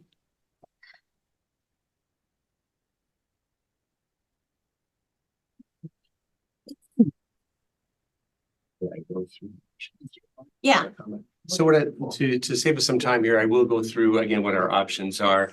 And then we'll resume with public comment once we have that up. So again, we have two actions to consider on the item. And we do have the recommendations, if you note on page 21 of this item itself in the agenda, you'll be able to find further information. But as David has indicated, the first is for the committee to act to reconsider or not reconsider the initial program approval of the preliminary multiple subject credential program proposed by Mills College at Northeastern University. And in making this decision, the committee should keep in mind that any new evidence that has come to light since its initial approval of this program warrants reconsideration. If the committee does vote to reconsider, it must then vote to either sustain or reverse its prior decision to grant initial program approval for the preliminary multiple subject program at Mills College of Northeastern University. So are there any questions about the procedure and what our role is at this point? Yeah, Member Morrison. Not about the procedure, well, connected to it. Is the new information that we are to consider only the two documents that are attached to the report? Or does somebody here now have other new information? Because that's the first thing we need to do. And if we're not going to reconsider it, all the rest is immaterial. I mean, what is the new information? Is it just those two? Well, it's just those two. For the reconsideration, it's the complaint and it's the That's response it. to the Response to the complaint. complaint itself. That's the new information that was not available at the time you originally made the decision, so. So again, just those two items, the complaint and then the response to the complaint. And then the other things can be considered for your second vote. Okay. Because there's 2 votes needed. And we're still waiting to get our.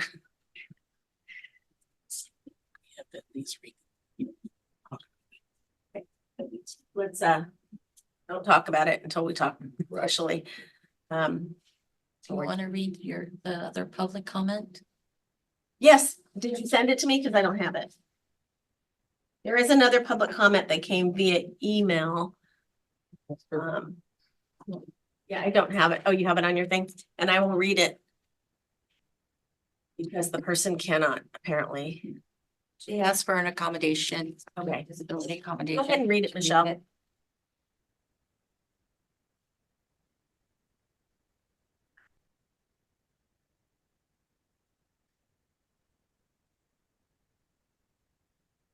This is coming from Kareem Weaver. My name is Kareem Weaver of Fulcrum, a literacy organization in Oakland. A few years ago, we rallied to build a coalition to push away the very practices being contested here. The old Mills reading program with the research consensus. And now the new Mills, the now state leadership fighting for the new back. Michelle, hold on a second. Because we don't see, are they hearing us out in the world? They can hear? Okay, because right now the screen's blank. Oh, there we go. Okay, thank you. Go ahead. Okay, I just wanted to make sure we were projecting. This is about our kids. That's it. They want to set up shop in the heart of Oakland where the most vulnerable children in the state are concentrated and where homelessness and lawlessness are everywhere. Oakland Unified shifted away from these methods in 2002 and became the fastest gaining urban district in California for 7 years in a row. Then the district abandoned that work and began to follow the same trends and methods being proposed by the new Mills. The result is now we have 11 of the lowest 75 schools in the state for 3rd grade reading. And here are the folks at New Mills are telling us, don't worry, we know best. They are disrespecting and ignoring the very community that propose to serve. They don't allow this. Oh, please don't allow this. Have them engage with the local NAACP. Have them engage with the community to understand that it's not about them. It's about our kids. This is a community that large can't afford private tutoring. We need a public school system to work, and yet Mills is defiantly ignoring this. This is a perfect example that you do not need racist actors to produce racist classist outcomes. Please help protect our children until they move away from methods that undermine the civil rights of our children. Please don't authorize them. Thank you, Kareem Weaver of Fulcrum. Thank you. Is that the only written? There were two that we posted, so just so you're aware of that, there are two public comments, one from Decoding Dyslexia, I believe. Let me click on public comment one. One from California Council on Teacher Education. And then public comment number two is again from Decoding Dyslexia of California. And we are still trying to work on the. Okay, wonderful. Good afternoon to all of you. Again, my name is Karen Escalante. I am an assistant professor of teacher education and foundations at California State University, San Bernardino. And I speak to you today as president of the California Council on Teacher Education, representing approximately 75 teacher preparation programs throughout California. The teaching profession is guided by deep professionalism. Within California, we are guided by the standards for the teaching profession, teaching performance expectations within our teacher preparation programs, and content standards within our PK through 12 classrooms. All of these standards are embedded and upheld within our accreditation processes and bodies. I am a reviewer and have gone through extensive training to be allowed to engage in this process. Reviewers are thoughtful and critical and provide extensive feedback during the iterative, rigorous accreditation process. NCTQ is not an accrediting or academic body. It is critical to understand the gravity of their efforts to pick and choose select elements of teacher preparation syllabi and undermine the teaching profession and aim to deprofessionalize a professional workforce. Their actions pose a significant threat to our profession, our accreditation process, and the Board of Institutional Reviewers. Collectively, we must stand up to their attacks, taking an unwavering stance for teaching and teacher preparation professionalism. I ask you, the Committee on Accreditation, to firmly uphold the decision made by the reviewers of Mills College Northeastern's initial program review. Thank you very much. Thank you, Ms. Escalante. Appreciate your comments. Do we have another public comment waiting? That's Juliet.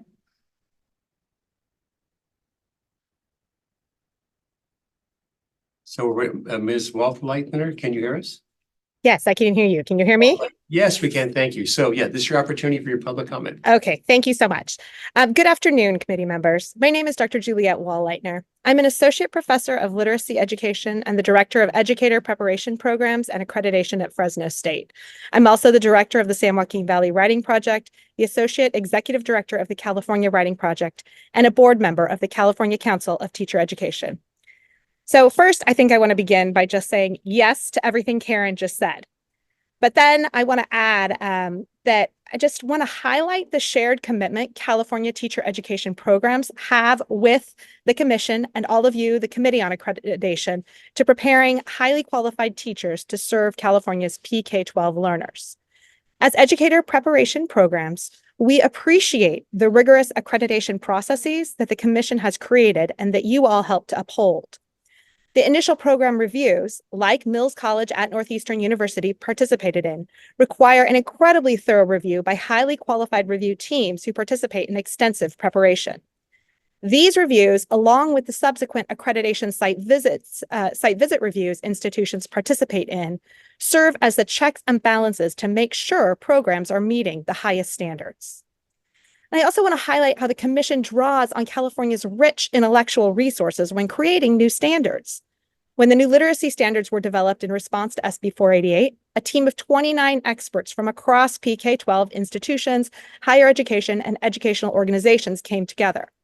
I was a member of that group and participated in the rigorous dialogues as we grappled with what to include.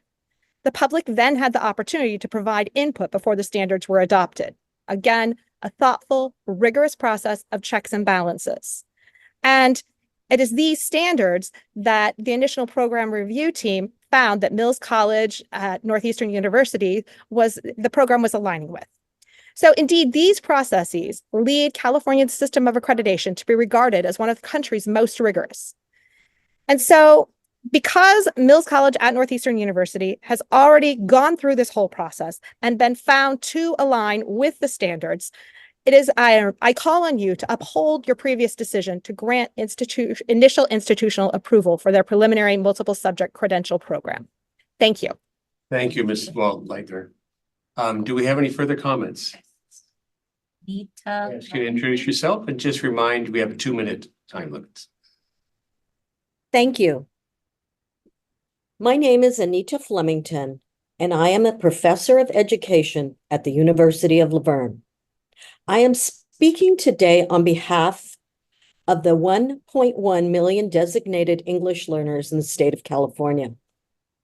As educators of our multilingual students, we know that early phonics instruction is important, but we also understand that comprehensive and comprehensible reading instruction is essential. If students do not understand the words that they are decoding, reading is not occurring. A strong reading program must place heavy emphasis on reading comprehension and include an array of strategies to achieve this goal. Quality reading instruction must also consider the sociocultural aspects of literacy development. Understanding students' backgrounds and languages is essential for quality literacy instruction. As both a reviewer and someone who has gone through several initial program reviews, I have always found that the CTC's review process is comprehensive and thorough and examines all aspects of the programs for alignment with the standards. I am in support of the COA's decision for the initial program approval of Mills College at Northeastern University. Thank you very much. Thank you for your comment. Ms. Bernardo, are there further? No further. There's a hand up There's though. one, Tomas. Tomas. He's still a public comment. Thank you, members of the committee, and thank you for allowing me to speak. Yes, my name is Tomas Helguera, and I actually was a bilingual Oakland teacher before coming to Mills, where I've been for 28 years. I am currently the chair of the education unit. I appreciate the opportunity to address you today regarding the complaint filed against the approval of the multiple subject program at Mills College at Northeastern University. I wish to highlight several critical points of concern related to this complaint. First, the complaint's prescriptive nature regarding teaching methods fundamentally undermines the professionalism of educators, echoing some of what my colleagues have already pointed out. By dictating preferred teaching methods, the complaint disregards the evolving nature of educational research and the professional judgment of teachers. As Lilia Bartolome eloquently labeled in 1994, back when I was at Stanford getting my degree, this approach exemplifies a methods fetish, wherein certain techniques are idealized without acknowledging the research continually evolving. Imposing specific methods not only stifles innovation, but also fails to respect the professional autonomy of the educators to adapt their practices based on the latest research and the needs of their students. Second, allowing this complaint to alter the accreditation decision would undermine the authority and integrity of this very committee. The committee followed established processes, procedures, and standards in approving our program as written. Reversing this decision based on the complaint would set a troubling precedent, suggesting that the rigorous review and approval process can be easily challenged and overturned, thus eroding the trust and credibility of the committee decisions. Third, I must address the validity, which we've already done, of the concerns raised in the complaint. The majority of the so-called research cited by the complainants consists of opinion pieces rather than empirical studies. As we have demonstrated in our response, the body of research on teaching methods, including direct instruction and phonics awareness, remains mixed. While we acknowledge that certain aspects of these methods can be beneficial, our program did not intend to exclude them entirely. Instead, we advocate for an informed approach where teachers, as skilled professionals, utilize their understanding of research and practice to make fair and thoughtful decisions tailored to unique contexts of their classrooms. In closing, it is important to recognize that this complaint seems to be driven more by an ideological agenda than genuine research concerns. I believe that the term science of reading is a camouflage for a political agenda. This ideological push undermines the nuanced and evidence-based approach we strive to foster in educators, a serious concern at a time when we need our best to prepare excellent educators who are greatly needed in California. Thank you for your time and attention. Thank you for your comments, Dr. Garganta. Are there any further public comment? Okay. So we already went through Mr. DeGeer gave us this presentation as far as the background of what our steps are. I had revisited what they are. Are there any questions at all before we start moving through? Yeah, Member Morrison. Well, actually, it's not a question, so I'd like to make it. Yeah. Okay. I agree with the last speaker there. I think for us to revisit this would be to undermine the whole process that we went through, that an outside organization could, and I'm not talking about the best way to teach reading. I'm talking about whether this fits with our system. Did the people who presented us the evidence from the report, did their report show that the college met the standards, not the standards of this other organization? Basically what they're saying, they don't meet their standards. Well, we don't, work to your standards. We work to the standards from the state. To reject the process on the basis of an outside organization would be to undermine the whole process. What would be the point of carrying on with any other visits, oversight that we do? So for that reason, not to take sides on the science of reading or the reading wars, but to take sides because of our process, I don't think we should revisit this. Thank you, Member Morrison. Member Gracia. So, because I'm thinking that even if we were to, I guess anytime there is a complaint that comes forward, and some of the responses to said complaint, from my understanding, if we were to reconsider, we would still be under we would still have that option to uphold the decision as it was. Yes. Right? Because from what I'm understanding, they're still going to be subject to SB 488 eventually anyway. So, and I agree with you. I mean, if it's a matter of the process, that's one thing, but if it's a different issue, then I think we have to at least talk about it. But if it's a matter of just the process, then absolutely, you're right, Jerry. Thank you, Member Gracia. Member Hallis. I agree with both of you, and in talking about process, the fact that it was remanded back to us from the commission, I think because of that, the process of, like you said, reconsidering it to potentially still make that initial decision, but again, following the process since the commission brought it back to us to have that conversation and go from there. Again, not talking about anything, not taking sides, but just procedurally. Thank you, Member Hallis.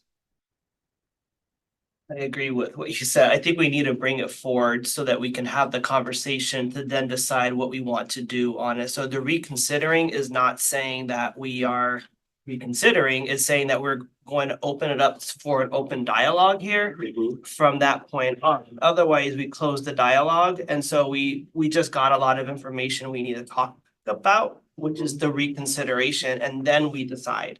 Correct. So back to what Member Krisha said, I think it's just we didn't open up I think we need to make a motion to open up a conversation.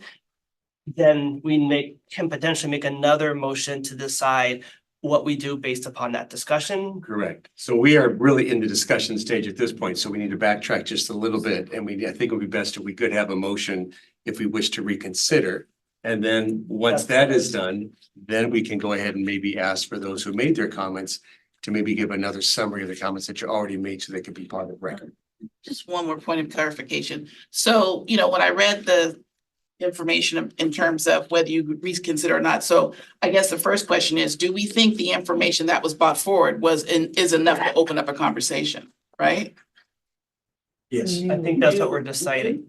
Yeah. Yes, so we're right. Okay. Yeah. Member Taylor. Are we not having a conversation? I have started my question. I guess to Patrick's point, I think, Patrick, we're engaged in conversation. Right. I need a There were three appendices If you read them, then you've been immersed in this discourse from the minute you started reading them. Yes, we've had public comment, and I'd like to go on record as thanking everybody that made comment for participating in this process. But I think it's clear from the staff recommendation that we've had conversation. It has been ongoing since we started reading these appendices. So we're either going to reconsider it or we're not going to reconsider it. I think it's our first decision. I agree with that. The first decision. I think at this point, just to be clear, so I think our next step is to actually, it sounds like amongst the discussion that we can easily vote to reconsider. That doesn't mean that we are necessarily are changing a vote. We're going to reconsider it. That's what the discussion is including. And then from there, we can either vote to sustain our previous decision or reverse it through another motion will take place with that. So we have two motions we need to do. But it seems just to be, and Mr. DeGear, maybe just correct me if I'm wrong, that we should actually do a vote to reconsider, which is part of our discussion. But I think it's best to go ahead and do that first before we New evidence has been provided. Correct. So it is best to reconsider, or vote to reconsider, then discuss the evidence. And then based on that new evidence, you can have a motion to either sustain your decision or to reverse your decision. So at this point, I would like to entertain, is there a motion to reconsider? Member Taylor. I would like to introduce a motion that we not reconsider the initial program approval for the preliminary multiple subject credential program proposed by Mills College of Northeastern. Just to be clear, so the reconsider would be engaging within the discussion. So by reconsidering, if we vote to reconsider, then we can continue with our engaged discussion. If you vote to not reconsider, that means there's no discussion at all. I second Kevin, or Director Taylor's motion. Yet in doing so, just recognizing that once that is, if it goes forth, that there's no discussion at all. Where I would propose, I've heard the motion and seconded, I would propose that our responsibility is to reconsider. That's not accepting or rejecting one way or the other. It's just reconsidering, which opens the opportunity for us to engage in discussion that we are having. I think Just a minute. So if the vote is there to say we're not going to reconsider, then all discussions close. And it seems to me with the important nature of this topic and the fact that the commission sent it back to us, which essentially is signaling we'd like to hear a discussion. Once we cut off that avenue of discussion, then I think it actually puts us in a worse position rather than being accepting and being able to hear what the voices have to say. To me, that seems the more appropriate. But there is a motion on the table and there's a second. So you can either withdraw the motion or we can have a vote. Yeah. Those are the two options. Yeah. But remember, check out the coach. Am I allowed to interrupt since we got emotions going on? Well, discussion, right? Before. We can discuss And the before you motion. vote, we may need to take a recess. Okay. Yeah, if you're gonna vote on this motion, we need to take a recess. Okay, so let's go ahead and take I five. think if I may say something, since it seems like we're a little off the rails right now in terms of, Roger, et cetera. People, we operate within the context of the CTC. And so to me, there's a due process aspect here. That warrants at least the formal decision to reconsider, knowing that we can make the decision to double down on our former vote to grant initial program approval. So just as a point of order for parliamentary procedure, I can't withdraw I can withdraw my second, but that doesn't change the motions on the table. It had to be formally withdrawn from the person who initiated the motion. Correct. And again, and I just wanted to be phrased that we're not going to be double downing, we're just discussing. Right. But if you withdraw your second and there is no second, then the motion dies. Correct. Exactly. For lack of a And second. then I withdraw my second. Okay, so second's withdrawn, and then is the motion stand? Well, if there is a second. I guess there is a second. Unless Well, the you motion want can be withdrawn, so is there a second to the motion? Okay, so seeing no second, then we wouldn't even vote on the motion. The motion wouldn't even be part of the consideration. Correct? So the motion dies because Motion dies because there is lack of a second. Right, so based on Robert's rules, so at this point, we are still in the discussion moment, or. We have to move We to have to move. consider to discuss. You're all saying the same thing. Yes, I understand that. I completely understand that. I'm just trying to get it out in the open. That's why I initially presented we should do the vote before we discuss. So again, we're back to that motion.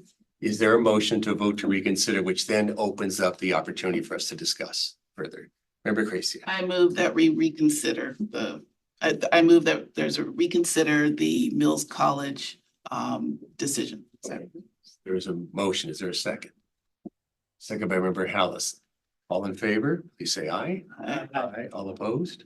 All right, I'd like nay. Yeah, nay. Nay. So shows for the record, we have 3 nays and 1, 2, 3, 4, 5, 6, 5 yays. So the motion carries. So at this point, we're now going to really engage in the discussion, even though we had some back and forth. That doesn't water down what we've already been said. But I do invite those who have said previous comments, if you wish to make your comment now, that would be part of the record. Now would be the time to do so. Yeah, Member Gracia. So what I would say is that, based upon the fact that our accreditation is for, according to our standards, California standards, CTC, and I do think that there was a thorough investigation and a thorough accreditation of Mills College. I would say that, they're going to have to go through the literary standards anyway, if, so it's going to come out, I guess, one way or another, but I do feel like our process is sound. I fully believe in our process. I think that we were thorough, and I would stand by our initial decision. Member McKee. I concur. I think when we look back, when we were here and they presented everything as it relates to the standards. And they had a thorough team of reviewers that gave us all of the paperwork. They went through the entire process and they showed us that they met those standards. And we approved their program based upon the thorough review of the CTC as well as by us. The literacy standards are going to come forward, but my understanding also is that whatever's prescribed inside the literacy standards is for that to be decided through that process.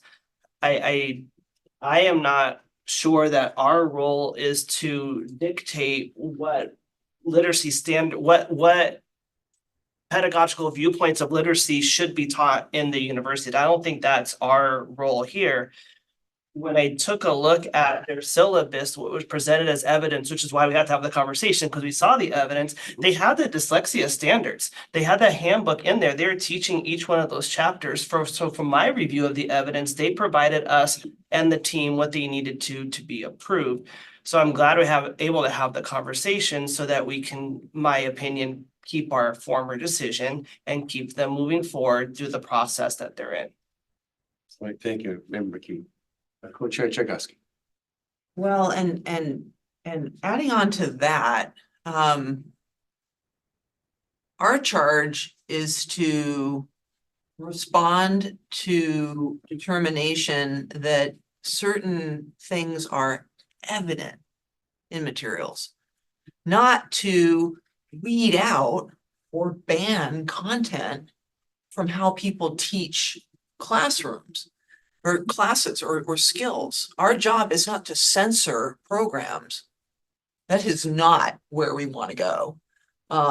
So to have this conversation and revisit the idea that we are looking at an additive process where if we have sufficient evidence that certain things are in fact in place, that's our charge. Our charge is not to weed out things that aren't supposed to be there. There is nothing, I mean, I know I'm not doing a very good job of explaining this, but there is nothing in the Accreditation Handbook that talks about precluding institutions from doing things. That is not at all within our charge. And the complaint, since we are considering additional things, right? Not just the idea around this, the complaint indicated concerns that effective means of teaching literacy by evidence-based practices was not present. And I would argue that looking at the response from Mills College, of Northeastern, there's a lot of evidence based in there. There's a lot of demonstrated effective practices that are articulated in that very short response. So in terms of considering how the additional evidence might weigh or change our decision, I am absolutely unconvinced that it would affect what we decided the first time. I think that stands. I agree with everything everybody said, and I think that Kevin, I think procedurally, it's just my opinion, that if we know that something's gone through the standards and gone through the process in the review, this has always been, we've always been the what, not the how anyway. So the fact that this was kicked back to us really wasn't something that was appropriate. I mean, I think that when committee and it goes to CTC and it's gone through the rigor that is required to be accredited, that is enough. I mean, so for us to have this conversation, to me, was kind of a waste of time, but valuable. I love to hear, I love some banter, but I think maybe I'm wrong, Kevin, but that's kind of where I was thinking, is like, why are we even considering this if we know this has gone through a rigorous process and we know that any new laws and literacy standards and all those things are going to apply to every program, regardless whether it's Mills of Northeastern or Sonoma State or, Cal Poly. And so it's like, so now anytime somebody throws up a flare that we don't agree with something a university or program is doing, the CTC is going to kick it back to us to take up time on an agenda that's already full. And I would just say, I totally agree with that, because again, I'm thinking about, obviously there's some politics going on. So, and at some point, I guess, I understand the commission is, saying, hey, we're gonna kick it back and go through our process, to make sure that everything is heard and everything is vetted. But you're right. And I absolutely totally stand by our original decision. I think our process is sound. And you can't pick and choose. And then to say that we meet, that Mills College does not meet the standards of some other organization, which has nothing to do with our accreditation process, I think is problematic. I do hear all the comments and I agree with what's being set forth. The fact that this is pretty monumental and it's being said for the first time from what Mr. Kagir has said based upon the records of the CTC, and it comes back to the COA. I think we have a responsibility to at least engage in the discussion with it. And it could be that whatever the end result might set a precedent for future. So if it is determined that we vote to reconsider and yet we sustain our original decision, that by itself could also be signaling a procedural message that we are upholding what the decisions are based upon the standards that are presented to us from the CTC itself. So, and Mr. McKee. Almost the same thing I was going to share with one add-on. For us not to hear a voice and not to have the conversation, I don't think it is correct. It's hard when something comes back because we made a decision, but whenever there's new evidence, there's a responsibility. We have to look at it and make a decision and not be that book that just closes, we made a decision and that's it. So I'm glad we're having the conversation. But one other point I forgot to mention earlier, the standards say including but not limited to. And if they decided to have a not limited to, but they had the including, the team determined they were good. And we are like what was said before, we're not here to censor the not limited tos. They are adding other pieces on for their robust curriculum. And that's what they chose to do. And it's not about my opinion. It's about that university made their decision. Thank you. So we've had enough I shouldn't say enough. We've had some discussion back and forth, and I want to be sure every voice is heard. Is there anything new to offer that has not already been said? Anything for the good of the cause before we actually have a motion for the next step? Whoever help there, I mean, I'll just add on. I mean, I agree with everything that's said, and especially about the process. My biggest concern about the evidence is in that original letter citing NCTQ. Because in the higher ed world, that has been a very problematic organization. And there have been statements made against them because they don't use an evidence-based approach. And so when I read that, I was also concerned just about why is this being brought up with that level of evidence? So. Thank you, Member Hillis. So at this point, I'd like to entertain, is there a motion to either sustain or to reverse our prior decision? And it would be stated that the motion is to sustain a prior decision, or the motion is to reverse. Over to you. I move that the COA sustain its prior decision to grant initial program approval to the preliminary multiple subject program at Mills College at Northeastern University.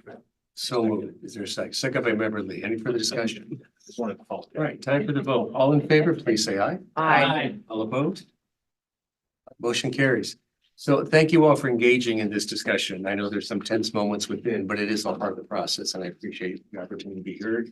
And also those who have provided your comments prior to our discussion here. So thank you all for participating in the process, and thank you, Mr. Thank you. All right, so we are now to the last item of the day, which is nomination of co-chairs. It won't be election today. That'll take place in August. So we are at the nomination stage. And I'll turn it over to Cheryl Hickey. Yeah, and I don't have written comments today, so I have to do this from memory. So typically we nominate one election and then one meeting and we elect a second. And usually we do that at the last meeting, but we didn't this time because we were very busy with other things and moving and all of the other things. So basically we'd like to open up the nominations for your co-chairs for next year and then do the elections at the next meeting. And the person has to be willing to do it. We don't want to volunteer somebody. So I just want to open it up. Can we open it up for the and we'll leave it open through the next meeting. So if things change between them or there's somebody else that wants to throw their hat in the ring, they certainly can. But opening it up now for the K-12 nominees. Any K-12 nominees? Check out. Oh, I guess you should call them. I'm nominating McKee over there. Oh. K-12. Right. I mean, excuse me, I nominate member McKee. Should he be so willing? Are you willing? I am willing. All right. You're willing. Okay. Any other? It's a procedural question. Uh-huh. You just came on, right? 1 year. Has it been a year already? Holy smokes, flies by when you're having fun. So are you not continuing? Well, I'm Did a I classroom nominate you? teacher and I am club advisor and it's All right. got to do justice to everybody and I'm not sure I can do justice to us in that capacity. Okay, fair enough, because I was gonna nominate you that you continue. Thank you. I appreciate that. It's been fun. It's Scary. It's been fun. It's been real fun.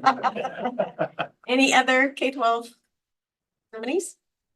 Hearing none, we'll keep it open till the next meeting. And then for the post-secondary education, any nominees there? And yes, Bob has had more than 2 terms, but that is okay. You just have a certain procedural vote you have to take at the next meeting if that is your choice. I nominate Bob.